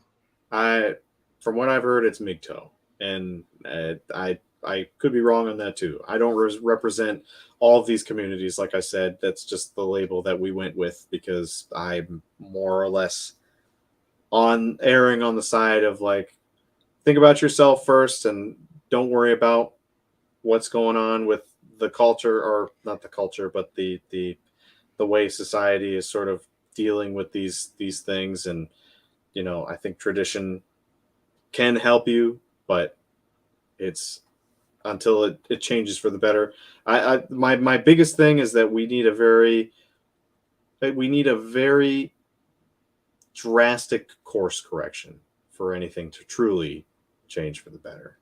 I think Roe v. Wade's whole thing was a step in the right direction. Um, I think that Do you think we should outlaw birth control? probably, I think that's the only way. Like anything is because that. I mean, that's really it. I mean, I've already heard. Like, I've had plenty of exes who have struggled with it. Like, it just sort of sends them all out of whack. And the woman that I was seeing like seriously for a while, she just got to a point where she's like, I can't do it anymore. And I was like, that's fine. I'll wear a condom. It's cool. Like we don't have to, like, you don't have to take it if it really makes you feel like crap. And I think that that's I've also a big problem as I've well. heard that the pill makes women attracted to different kinds of men, I've heard and that as then when well. they go off the pill, they find their husbands disgusting. Yeah. Yeah. I've heard that. I have heard that. Which, I mean, Also, on a first date, sniff your partner. Smell is important. Give them a good uh, sniff. good thing I wear Maybe cologne. do a date that's like a walk or something active, and then at the end, give them a good sniff. It's like rule number one: don't listen to women's advice. Listen to mine. It's like, if anything, like as far as vetting women for the men watching, it's like just watch what she does. Do what you got to do. Be you. Watch what she does. Don't listen to what she says because chances are what she says is completely different from what she's going to do. Um, and I've Same learned for that the hard women. way. I think it's. Hmm. But I would agree to an extent, though. I think that there are a lot more men who are very much more straightforward than women. I think women are more naturally deceptive, not I intentionally. would disagree. I know you would disagree, but I think you're a rare case of the kind of woman who understands certain values are important for you to have a successful life and happiness. But I think that there are lots of women who are struggling with that because of the conflicting messages in our culture, which just takes us back full circle to what I'm talking about overall. Um, and the Men only way that also have a huge problem with that. Men have a huge problem with porn. absolutely. Porn has really affected men for the Absolutely. worse. I think that should be banned outright. I think that needs to go because if we don't, I think that's what's causing the transgenderism problem big time. I think they had film director up there, Lily Wachowski, one of the Wachowski brothers that they then became the Wachowskis because they both transitioned. And The there's an Wachowski interview. siblings. Yeah, They're yeah, both transition? I yeah, thought just one of yeah, them they did. did. Yeah, they did. That's yeah. They Linda. need those They're now victimhood Linda, points. and yeah, it's oh my god, it's very cringe. But I saw an interview the other day of uh, Linda or Larry, whatever you want to call him, where he's basically talking about how he found out that he was transgender by watching transgender porn, which I just thought like, Oh. wow, like that's just so. It was just honestly, it's gotten to a point where it's like it's a fetish and it's a very big problem. And it also just goes back to all the things that I'm talking about, where I think there are lots of men who don't feel that they can live up to the traditional standards that are being set forth. They can't make enough money to allow their wives to stay at home and raise families, and so the two income household has to happen. And then there's the whole not doing enough in the house, thus causing tension between men and women. And it's really, it's there's lots of conflicting messages, because a lot of the times there are forces that are outside of their control that they just can't fight against. I mean, as you keep illustrating to me, sure, they can do it with impunity, with having certain principles, but I think there are just lots of people who don't see it that way. And You need or to find rather, a religious they don't. community. Well, that good luck with that. I guess I got to move to Amish country, don't I? Be completely isolated. Learn a trade. That's, I mean, Well, hey, maybe. start checking out churches. Oh, around Massachusetts? Oh, you think you Why? want? Because I don't want to deal with Catholics. You kidding me? No way. No, no, no, no. What's wrong with Catholics? No, no, no, no, no, no. No Catholics. Thank you. Sorry. Catholics are almost as insufferable as atheists are.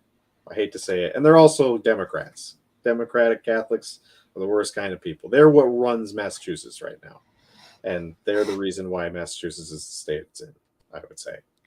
I don't Well, know you if you got just to move sneezed right out of there. everyone Yeah. who lives in a blue state. Move out. Go to a red state immediately, Yeah. or else you're going to be trapped on the other side when we have our national divorce. That's Tomorrow, I'm what's doing a happening debate with on national California divorce. right now, though. Like everybody, like people are like California's government is literally driving everybody out of it, and now Californians that move to other blue states are making them even worse than they are now, which is why I say like Massachusetts is very classically liberal traditionally, and because there are more people who are leaving California because it's so god awful that they're I coming had a here whole and they're making it debate. worse. Well, not a whole debate, but I asked a section of my conversation yesterday with a presidential candidate was about that was about immigration, and I was like, what if Texas secedes from the union and puts up a border wall between California because all these Democrats keep coming in? And I was like, what's wrong with that? And uh we had like a debate about that. And then tomorrow I'm debating about the national divorce with a Oh, constitutionalist who doesn't want the national divorce. Uh, it's oh, interesting. There's a lot of minarchists, libertarians who believe in small government, and I'm an anarchist, and so I like those debates. Those are fun. oh Now yeah. that I can get many liberals to debate me. I'm surprised you actually got the ones that you did to debate you. Hmm. It was very they're the ones that are more interesting to watch for me, because I think that those are the kinds of conversations that we need to be having more of, I because thought that this debate was gonna be like a lot more fiery. You were like not insane enough for good content. sorry, I'm Gotta not a criticize you liberal. there. I mean, look, I I wasn't always like this, though. Even when I was more democratic in my political leanings, it was really for social reasons, to fit in. And I think that's what it's a lot like in many New England states. Um, and I think for me personally, that there has been like a journey of understanding the role that government plays in our lives, and how it's becoming an ever increasing problem for all of us. Hmm. And I think that there are still a lot of people in Massachusetts, even one of the 13 original states of all things, that they still believe in this sort of, it's really what I would call, it's all this stuff is like disguised in empathy, right? Everybody, it's like that's some of the things that you'll hear whenever you talk about like universal health care, for instance. It's like, oh, what, you don't want people to have free health care? What kind of terrible person are you? It's like, it's more complicated that, and you know it. Stop being as disingenuous about it, you know? Hmm. And that ultimately led me down a path of like, we need to step back. And I'm a big picture kind of guy. I sort of stepped back further and further until it got to the point where I realized like the the relationships between men and women right now in this country is key to all of this. It's like Hmm. we need the Yeah, sexes to they're get breaking along. us down by race, by sex, by Yes. everything possible, so that we can't work together to defeat our true enemy. Well, exactly. And I think that And that they don't want us having children. exactly. And I think, but the problem, or maybe it's not solely the problem, but one of the biggest problems is that it's a lot of single childless women who are voting Democrat. They are voting left. Yeah. They are the Married more women. left leaning ones. Yep. Married women are more conservative. You Yep. know, I mean, I certainly expected a lot of the positions that you were taking from yourself, though I think you're a little bit more extreme than I was anticipating, which is fine. I don't think it's bad. I'm not the kind of person who's going to be like, oh, it's, I just personally don't think it's working. And I think in order for us, it's like, so somebody, I forgot who it was that said this, but it's like, I'm, I'm not about so when Obama made gay marriage legal across all states, I thought it was very bad. Not because I didn't think that gay people shouldn't be married, although it's personally none of my business. I don't think the government should even be involved in the conversation to begin with. I think it's as dumb as the transgender bathrooms thing. But um, I think ultimately with that stuff, it's this disguise of empathy is ultimately how we end up running into things like this. And it's like, oh well, these just people, they just want to have this, and what's wrong with that? And it becomes a slippery slope. My Yeah, mother. and it's like a false freedom. It's like people should be able to be free to do whatever they want. It's like, okay, can I discriminate? Right. No, Right. we're not That's allowed to discriminate against degeneracy. right. Okay, so we're basically making social norms illegal. And when you make social norms illegal, everything has to be a law, or everything's either permitted or an arrestable offense. At the very least, it's like it's become more difficult. And I think that it's not it's not helping anybody. And unless we fix the relationships that men and women are having, we're not going to get there. We're not going to get anywhere very far. And I think that's why ultimately I'm like, Trump's the only one who's talking about any sort of incentive at all, which is for me, it's better than nothing. But And like, he's not really an example. Like, I he talks the talk, he doesn't walk the walk. sure, Right? And I don't need my politicians to have a squeaky clean personal lives, and you can't even have that standard because the Democrats know that they can just lie and make stuff up of course, to cancel every Republican man. of course. Uh, Um, but on the other hand, like, he doesn't have the policies. He doesn't pass the laws. Like, he fights so viciously against his fellow Republicans to win the primary, and then when he gets in there with the Senate and the House and the White House, and he can't get anything passed. And Hmm. every executive order he did was immediately overturned by Biden. You have to get somebody in there who can actually work with people and actually get things passed, and who isn't more concerned with WWE wrestling political style in the news and obsessed with their image. I think I'll I want Rand Paul. I don't know if he's going to run, but I would want Rand Paul, and I would like DeSantis over Trump, because like, he's not perfect, but he's the left is more afraid of DeSantis than they are of Trump. Really, you think so? Yes. Yes, they are. I've seen multiple uh instances of liberals saying, "Oh, well, Trump's really mean and everything, but I mean, DeSantis actually has the policies. He's really Hmm. scary."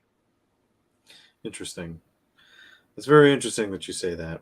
Um, and I to go full circle because I kind of lost my thought with the point I was trying to make with the gay marriage legal across the board thing is that I think with that it's like when we push that all across the board all at once, we're essentially radicalizing people who may or may not otherwise completely agree with that yet.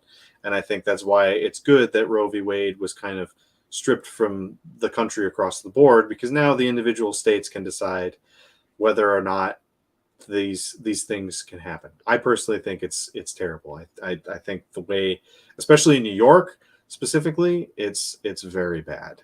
And I don't know how anybody can justify that kind of stuff. But at least now there is at least a bit more of an idea that America is making the decisions for itself in each state, and which always confuses me, because women will, at least the leftist women will get upset over Roe v. Wade being gone, but yet they don't understand that, like, if you're already in a blue state that already approves of abortion, you're fine. You have nothing to worry about. It's just that now other states get to have that choice of saying, you know what, it's immoral, we're not doing it. And I think that Well, that's they've more of been that needs to brainwashed. happen.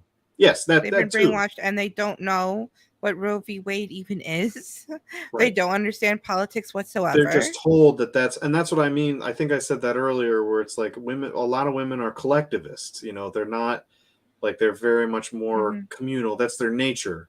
and Mhm. and so when their peers are upset about something, they are all upset too, right? Mhm. Whether or not it makes any sense, it doesn't have to make any logical sense, but that's and their reaction to it. And it was sort of a conversation I had to have with my sister, even, because she was pretty upset about the whole thing being overturned, and she didn't quite understand why. And I had to sit her down and explain to her. I was like, look, it doesn't mean that it's been completely stripped away from you. You're not losing rights. It's just that now the states that everybody lives in get to decide individually that is whether or not that's legal or right. I wouldn't even say that it's right to do any of those things. I just think that the government has decided that the people have spoken, they don't like it, so it's not something that we're going to allow, because that's what we voted for. And it's as simple as that.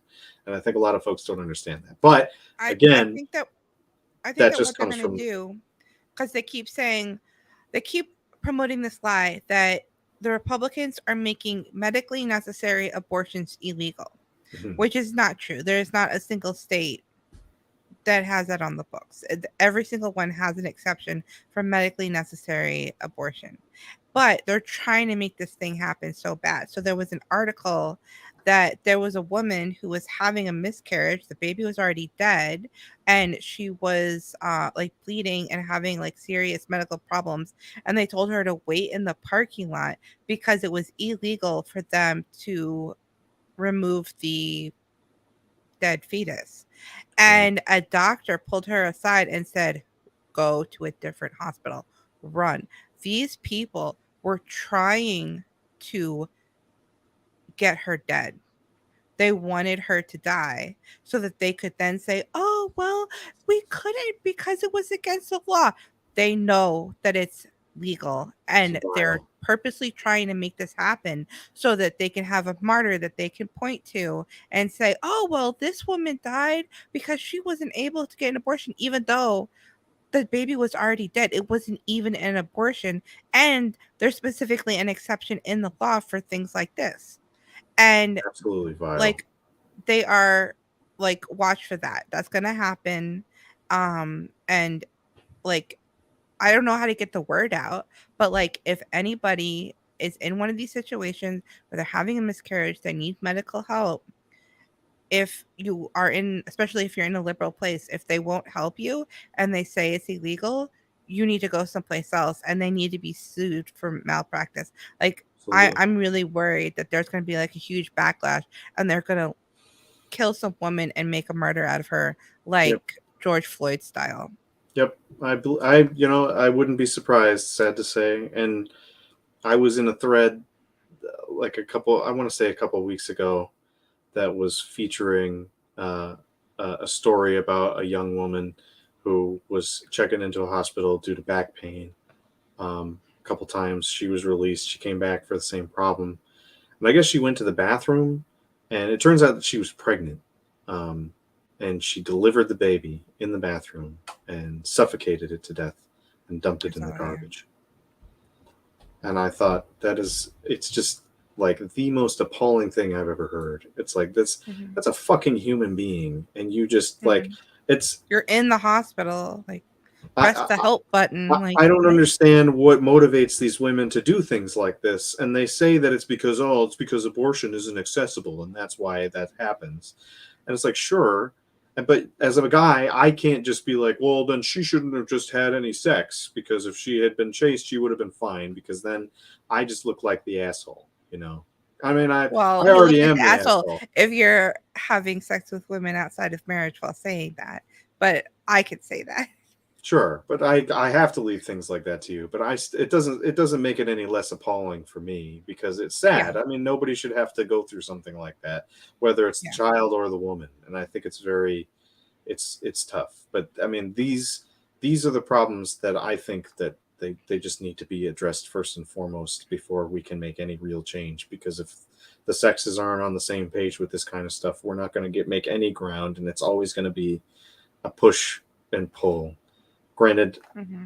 sure, I'm like, having casual sex with women outside of marriage, yeah, okay, probably not easily like, or it's probably not the best of ideas, but as far as like finding a partner in the area that I'm in, I mean, it's sort of how you have to measure whether or not you have somebody who's actually committed to you. And sex isn't really as important to a lot of liberal women, and which is what my dating pool is. Don't date liberal women. Well, again, it's you're looking You're at me setting like yourself up for disaster. I'll be fine. I promise. You're gonna knock somebody up eventually. Uh, I mean, we'll see how it goes. I'm not too worried about it. Why The people, not? I'm not. I'm just not. I know what I will Why? have to do when I get to that point because And what if she decides to go get an abortion? I won't have any choice in the matter, and You have that's how it is. influence. I don't. That's the Yeah, other you do. thing. I don't. Men I have guarantee so you much I don't. influence. I See, this is the pussification of America's men. It's Men, not. it's like you're buying into this idea that you don't have any influence. You do. You have a lot of influence and you have a lot of power over yourself and what you choose to do. I have And power you're over being myself, but right. You're if being I get a woman convinced that, pregnant and she oh, wants a well, child, I don't have any. Blah, blah, blah. You it's have the choice. You can it's choose you're not to have sex outside of marriage, not to have sex with liberal women. And if you do get a woman pregnant, to tell her and beg her, don't get an abortion. I will marry you. Please don't do this. that You would have that exactly how ability. that would go though. That's not. She'd be like, okay, and then you get married and live happily She'd ever be like, after, and you'd nope, be I don't fine. want And you'll be this. like, and you'll be like Kanye, being like, I can't believe I wanted to abort my child. I The fact of the matter is that you just learn to be careful in situations like this, and I'm not worried about it, but I'm also prepared if the day comes where that's the case. And How are you prepared? I I have a very good job with a good health insurance plan, and I can take care of a child as I wouldn't say like a single father, but I could co-parent if I really wanted to. And it's not like it's really Would you what marry her? If she said, I'm gonna abort this baby unless you marry me, would you marry her? it depends on who it is. Don't Depends on have who it is. sex with women you aren't willing to marry. Well, exactly, but but what you are assuming is that I'm only like I'm just having sex with anybody. I'm not. I'm not. I am despite what I I might didn't give say off that. to you. I well, it's certainly the way you speak. It does it does come off as if I'm You like said it you're depends on the woman. it yeah, right. So It depends on the woman. that would leave me to assume that you are having sex with women that you would not be willing to marry. Well, I'm not True? really willing to marry in general. Again, that and we're going Right. back to that part where it's like, So what's marriage more isn't beneficial important? to men. What's more important? Your false belief that marriage harms men or your belief that abortion is wrong. If you were in a situation where a woman said, if you don't marry me, I'm getting an abortion because I'm not going to do this alone, and you would put your selfish, untrue beliefs about marriage over your moral beliefs about abortion.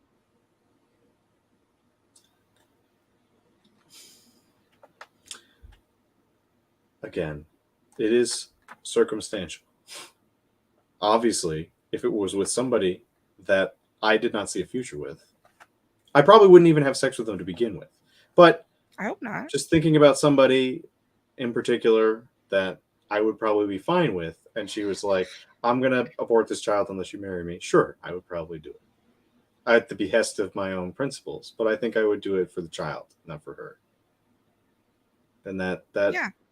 that that's I mean that's really all there is to. If I was put in a corner like that, and the thing is that it's not like I know that for you it works out real nice for you as a woman, but it's not always the case for a lot of men that it doesn't benefit men It in that. doesn't work out for a lot of women too if your husband decides to abandon the family and then you don't have a career, you're completely financially dependent upon him, and then you're screwed.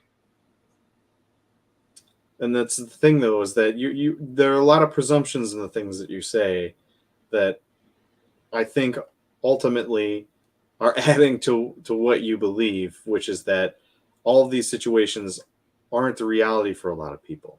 And that's why I take the stance that I do. They are reality for a lot of people, I but don't think I it think that is, there's a lot of things that you can do to mitigate the risk. of course. And again, I'm not a virgin, and I don't go to church, and I don't plan on going to church anytime soon. I'm sorry, I don't have the time. And I don't really like the churches around here anyway. They're very much not my speed. So your solutions don't work for me. They probably won't work for a lot of people. And at Well, least I don't go to my church either people because I need a haven't found different a church, solution. but I don't go to church either because I haven't found a church that I like, but I still There you go. can live by my morals. I don't need to be part of a faith community to live out Jesus's commandments and to live a chaste life. I suppose. Again, You I have mean, clearly we're 100% not going to control get over that. anywhere with that particular issue because I think it's just a matter of perspective. It's like you as a woman, you have the ability to find those options, and that's like good for you. Like, please exercise those principles Oh, that when was you not have to. easy. It was not easy to I'm land a sure it wasn't. husband. I'm sure it If was not. I was willing to just fuck around and continue to just date guys like every other woman, it might not have happened for me. I don't know, maybe it would have, maybe it wouldn't have.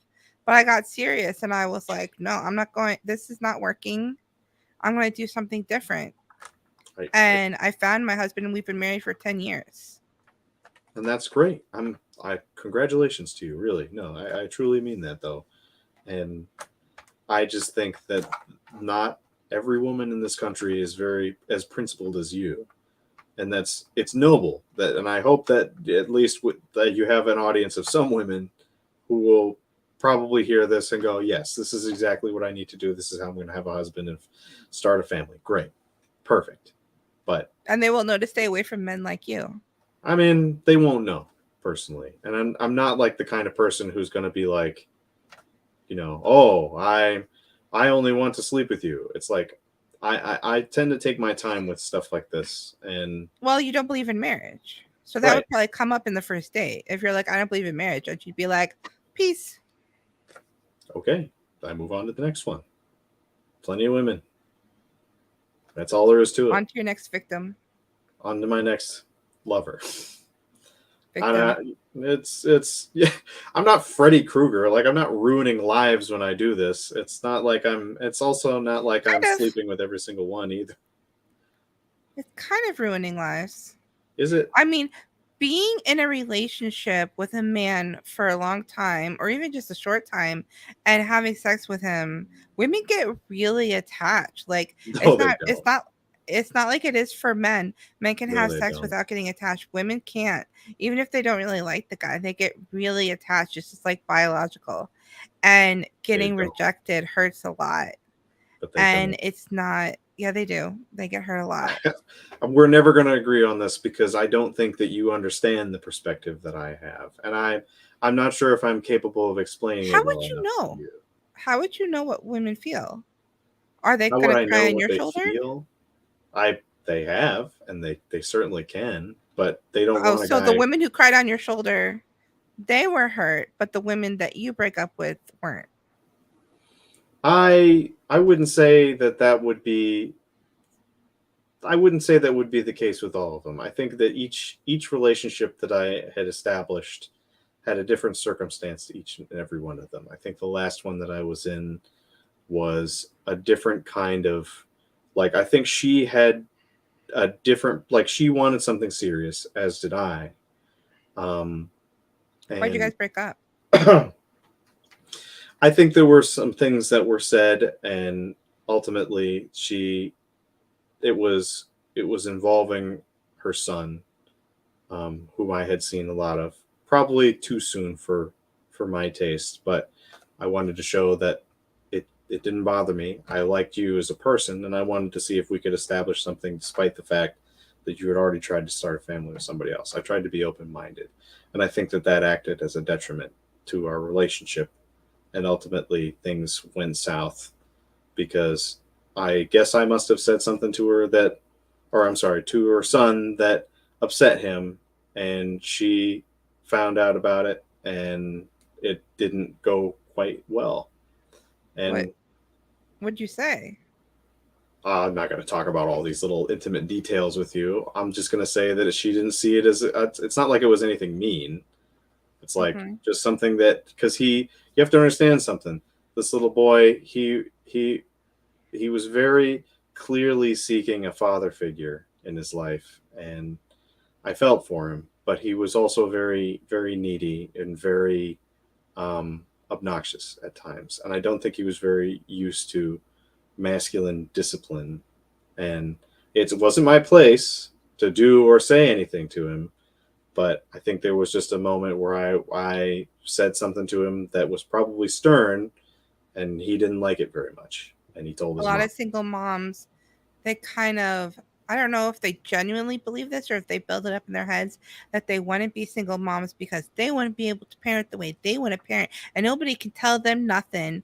Yeah, And this sounds kind like of her. attitude, I have a sister-in-law that's like that. He was like, it's good that I'm single. It's good that my baby daddy's in jail and doesn't come around or anything because I wouldn't want him telling me what to do. And it's like, you need someone telling you what to do. And children need a masculine presence in their life who has a place. And there's even some families where there is a father in the home, but he's been so henpecked that he doesn't dare say anything, like in that show, I Am Jazz. Hmm. The father's completely henpecked and he's like, oh, I don't know if we should get our son's dick chopped off at 17. Maybe wait till 18. And the wife is like, shut the fuck up, we'll do what I want to do. And he's like, yes ma'am, yes ma'am, I'll do whatever you want. And it's like men, stop, like you don't have to do that. Like, oh well, this is what society teaches me. You can do whatever you want to do in your home and you don't have to act like that. That's There's how no mandate. lots of That's the divorces happen, decision. because women like that exist, and she has all the power when it comes to a marriage like that, Don't and that's marry and why impregnate women like that.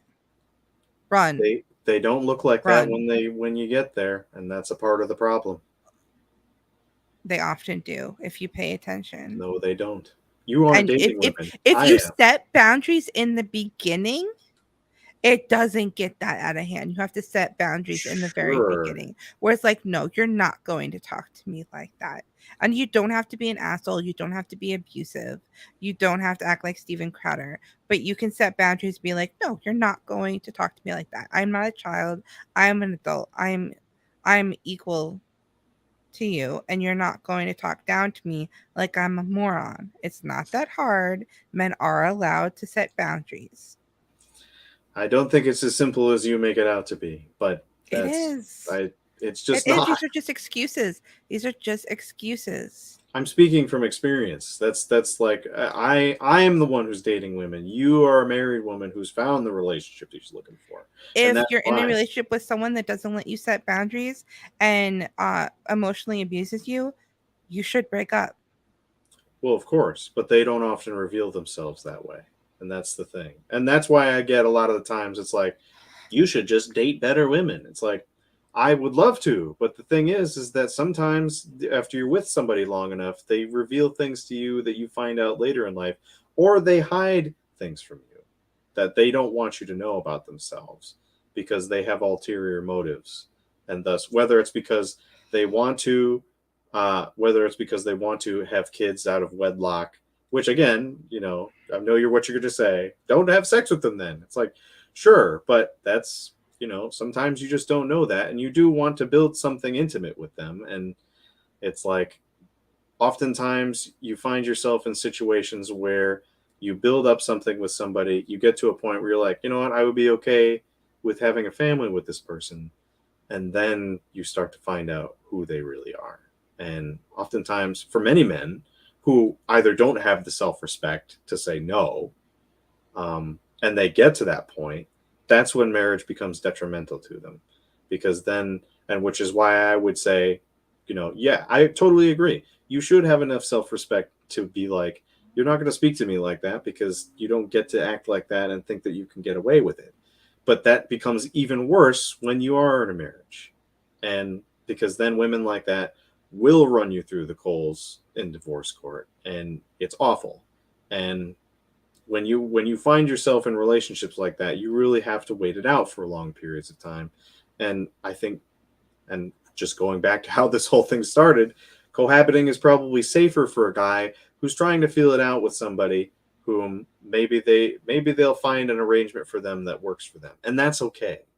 However it works for you should be the way that you go about it. They don't need some trad wife coming along and telling them you need to marry them, or you're never going to be happy, blah blah blah blah. It's like, you do what you think is right. And if you think that marriage isn't going to work for you, then you set that boundary. And that's it. And if they don't like it, they can leave. And that's all there is to it. And I'm So you're perfectly going to okay scare with away all the good women, and all it. I you're don't going to think I'm have left scaring are the away good women. I crazy think good single women will women in the know making. what they are looking for. And oftentimes I think that I can make the case for not getting married better than I can for getting married, because I understand that there are situations that work for some people and that would work out better, considering that not everybody is in the right position to do some of those things. And that's okay. And it's like, and it's also, it's why I'd say to people all the time too, it's like, uh, conservative women and liberal women are no different. They are exactly the same. The same kind of feminism runs through their veins. It's all what we call the feminine imperative, which you can say, oh, that's just patriarchy for men. It's not. It's women have a collective consciousness that they want to secure having children with dudes that they get resources from, and that's fine, but you have to set the rules for that. And if you don't set the rules for that, whether that be in a traditional system that works for some people, that's fine. You don't have to do it that way. And they'll conservative women and liberal women will use the same shaming tactics. Instead, in your case, instead of a liberal woman going, you hate abortion and you don't like this or like that, I don't want to be around you. You're the opposite of that, which is, oh, you don't want to I'm get a firm married to believer me. in shaming. Shaming is absolutely necessary for a functioning society. 100%. It's like, well, I Women mean, need to use their power over sex to control men to make them be better people. Men need us to help them be better people. And my husband credits me with making him a better person. well, and that's great. And I'm glad it works out for you, truly. And I hope to find something that works out for me. And I'm going to do it on I'm going to do it on my own terms. I'm not going to do it based on the traditional terms that haven't been working for me, because they don't work for me here. And as much as I'd like to try and do it the other way, it hasn't been working. And you know, Well, you haven't tried. I have.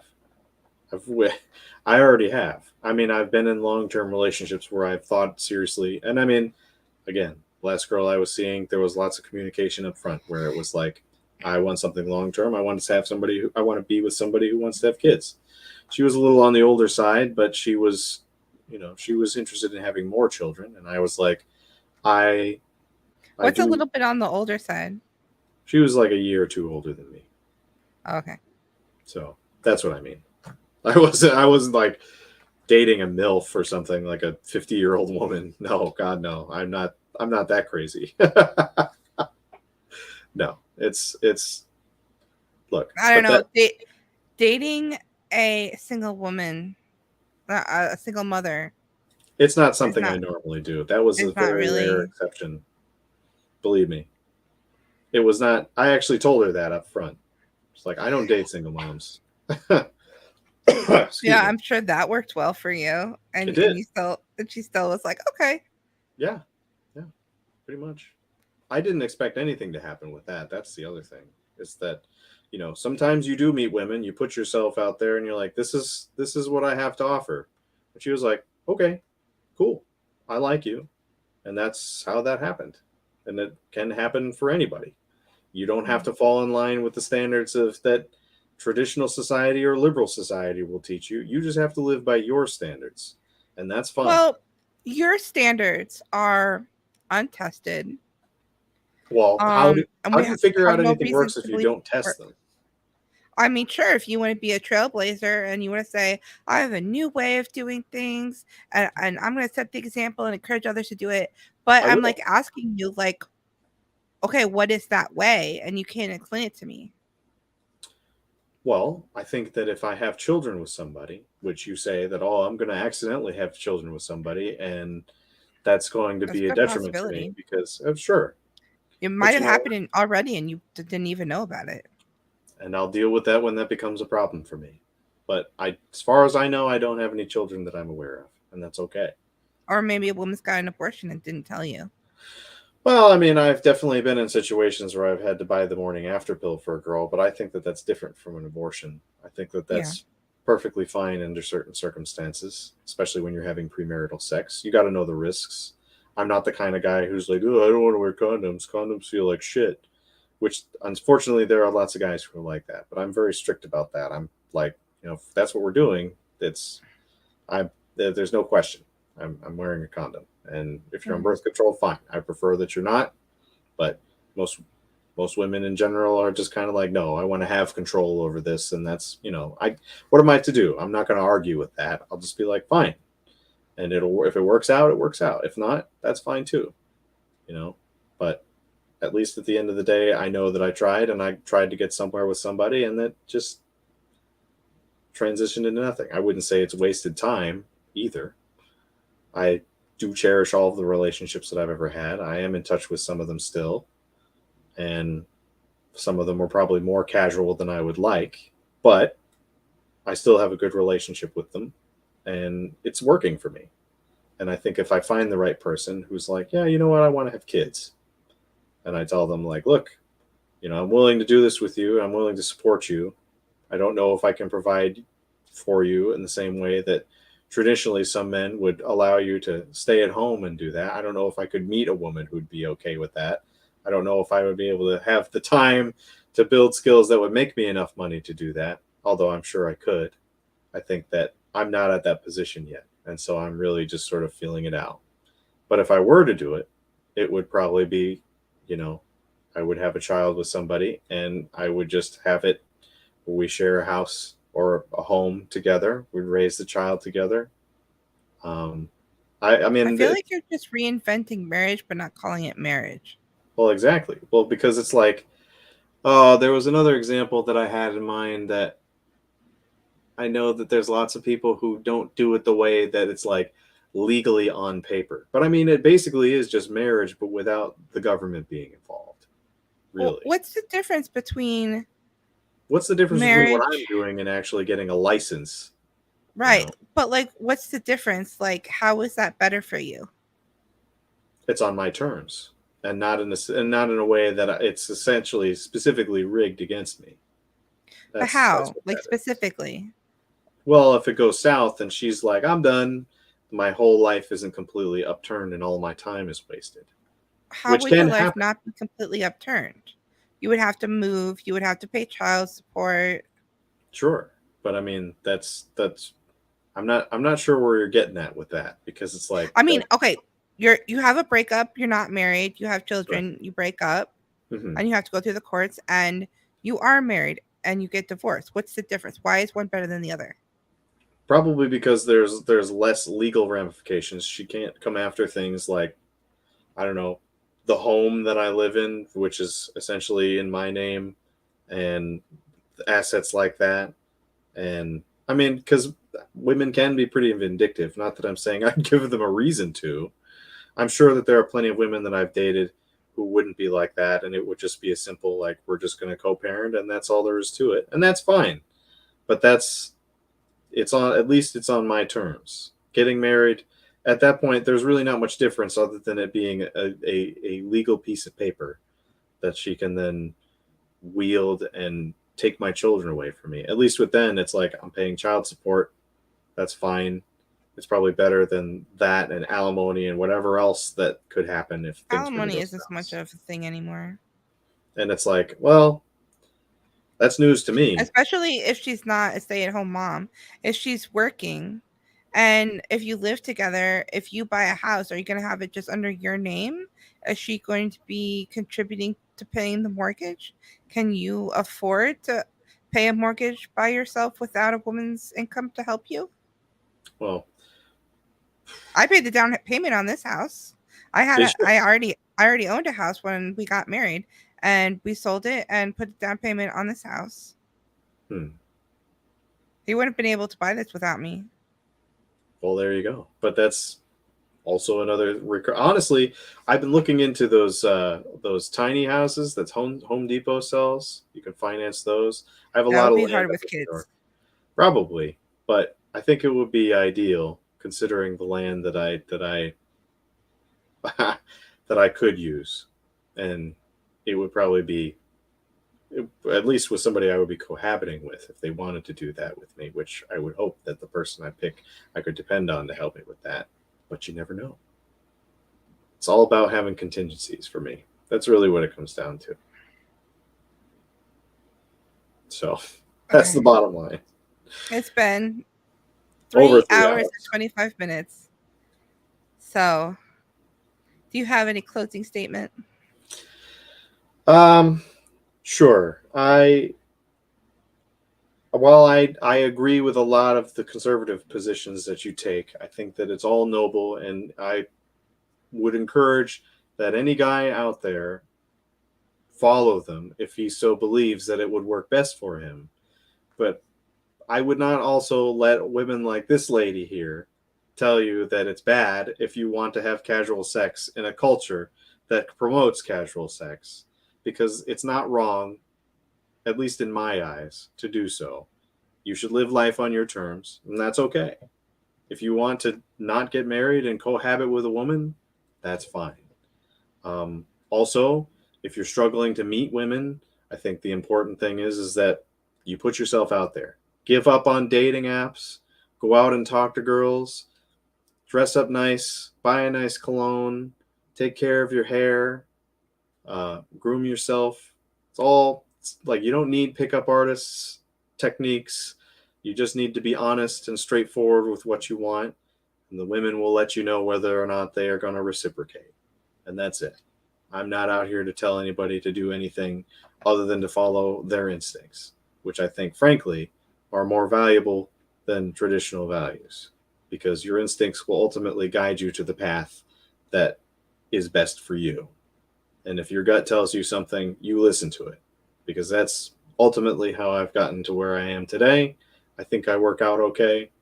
I haven't found a significant other yet, but I think that's also a result of the way our culture is right now.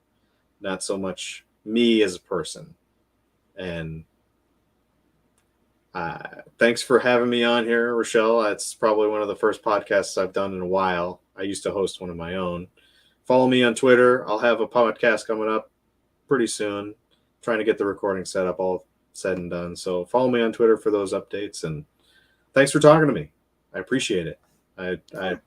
definitely gained a different perspective of you. Haven't talked to you face to face. So we need more conversations like this to happen. So Mm-hmm. Yes, our Twitter exchange was quite interesting, and I was like, you know what, just come on my podcast and debate me, bro. Debate me, bro. Let's go. yeah, well, I hope maybe we next time if we ever do this again, it'd be a bit more focused. But perhaps we'll have something else to talk about in the next go around. So thanks a lot. Should I do a closing statement? If you'd like, it's your podcast. Okay, I got thoughts. Sure. So his closing statement right there, like your message, is basically just the liberal message, the feminist message, the message of Satan, cultural Marxism with a male centric perspective. Satan. And it's do your own thing. Just you figure out your own way. Well, your own way is untested, untried. The traditional way, our ancestors were not morons. What they did worked. It wasn't perfect, but what they did worked to get us to this point to having a lovely civilization up until about 50 years ago, and we ruined it. So don't rely on your own judgment. Don't follow just your hedonistic desires. Don't just try to figure it out all on your own. Tradition has a lot to teach us. Um, and what we should be thinking about is a long term future, having children, the next generation, our grandchildren. And this way of doing things of just whatever, just do what you want. It's a recipe for dying alone and childless. And that is not what I want for anyone. And it's not what I want for society in general. We are aging and it's a problem. And there's not going to be anybody there to take care of us in the old age. Um, and this idea of like, oh well, the culture doesn't matter. You don't have to engage in the culture. You don't have to be part of the world. You could cloister yourself off with a partner who is of the same mind, and it's all just kind of excuses. And ultimately, you are responsible for yourself. You have uh, free will. Develop your discipline, and keep the dick in your pants and keep your hand off your dick and get married if you want to have sex and procreate. And oh, that sounds so crazy. It's really not that crazy. It's just the way that God designed it. And there is a right and wrong, there is an objective morality, and God's way is the best way. And it's when we reject the natural order that we get all kinds of problems. And then we have all these problems that we're trying to solve when the solution is really, really simple. Just follow God's law. That's it. Wonderful. Simple. Reductionist. Regressive. We're done. All right. Nothing wrong with that. I suppose not. We'll see. I wanna hear an update. Do you want an update? Okay. Well, I'll be sure Keep to me keep my updated. Twitter up to date. All right. I linked to your Twitter in the description Appreciate it. boxes of we're on YouTube, Rumble, and Twitch. Nobody ever comments from Rumble. I get YouTube comments, I got Twitch comments. Never any from Rumble. Come on, guys. What are you doing? But Trying to we do support get free views speech on Rumble. platforms. Because Rumble likes to promote live videos. Oh, really? But Good to know. mm-hmm. Right on. I have 17 subscribers on there and like 10 on YouTube and 0 on Twitch. Wow. But I have 2,000 Facebook friends. Well, they got to be watching this at some point, right? I don't think so. The grind is tough. Keep at it, Rochelle. Yeah. Hopefully. I watch it back and I'm like, I'd watch me. Well, you got somebody. You're your number one fan. That's what I'm promoting, kids. You're your own number one fan. All right. Okay, I'm going to end the broadcast now. All right. Have a good All right. night. Bye.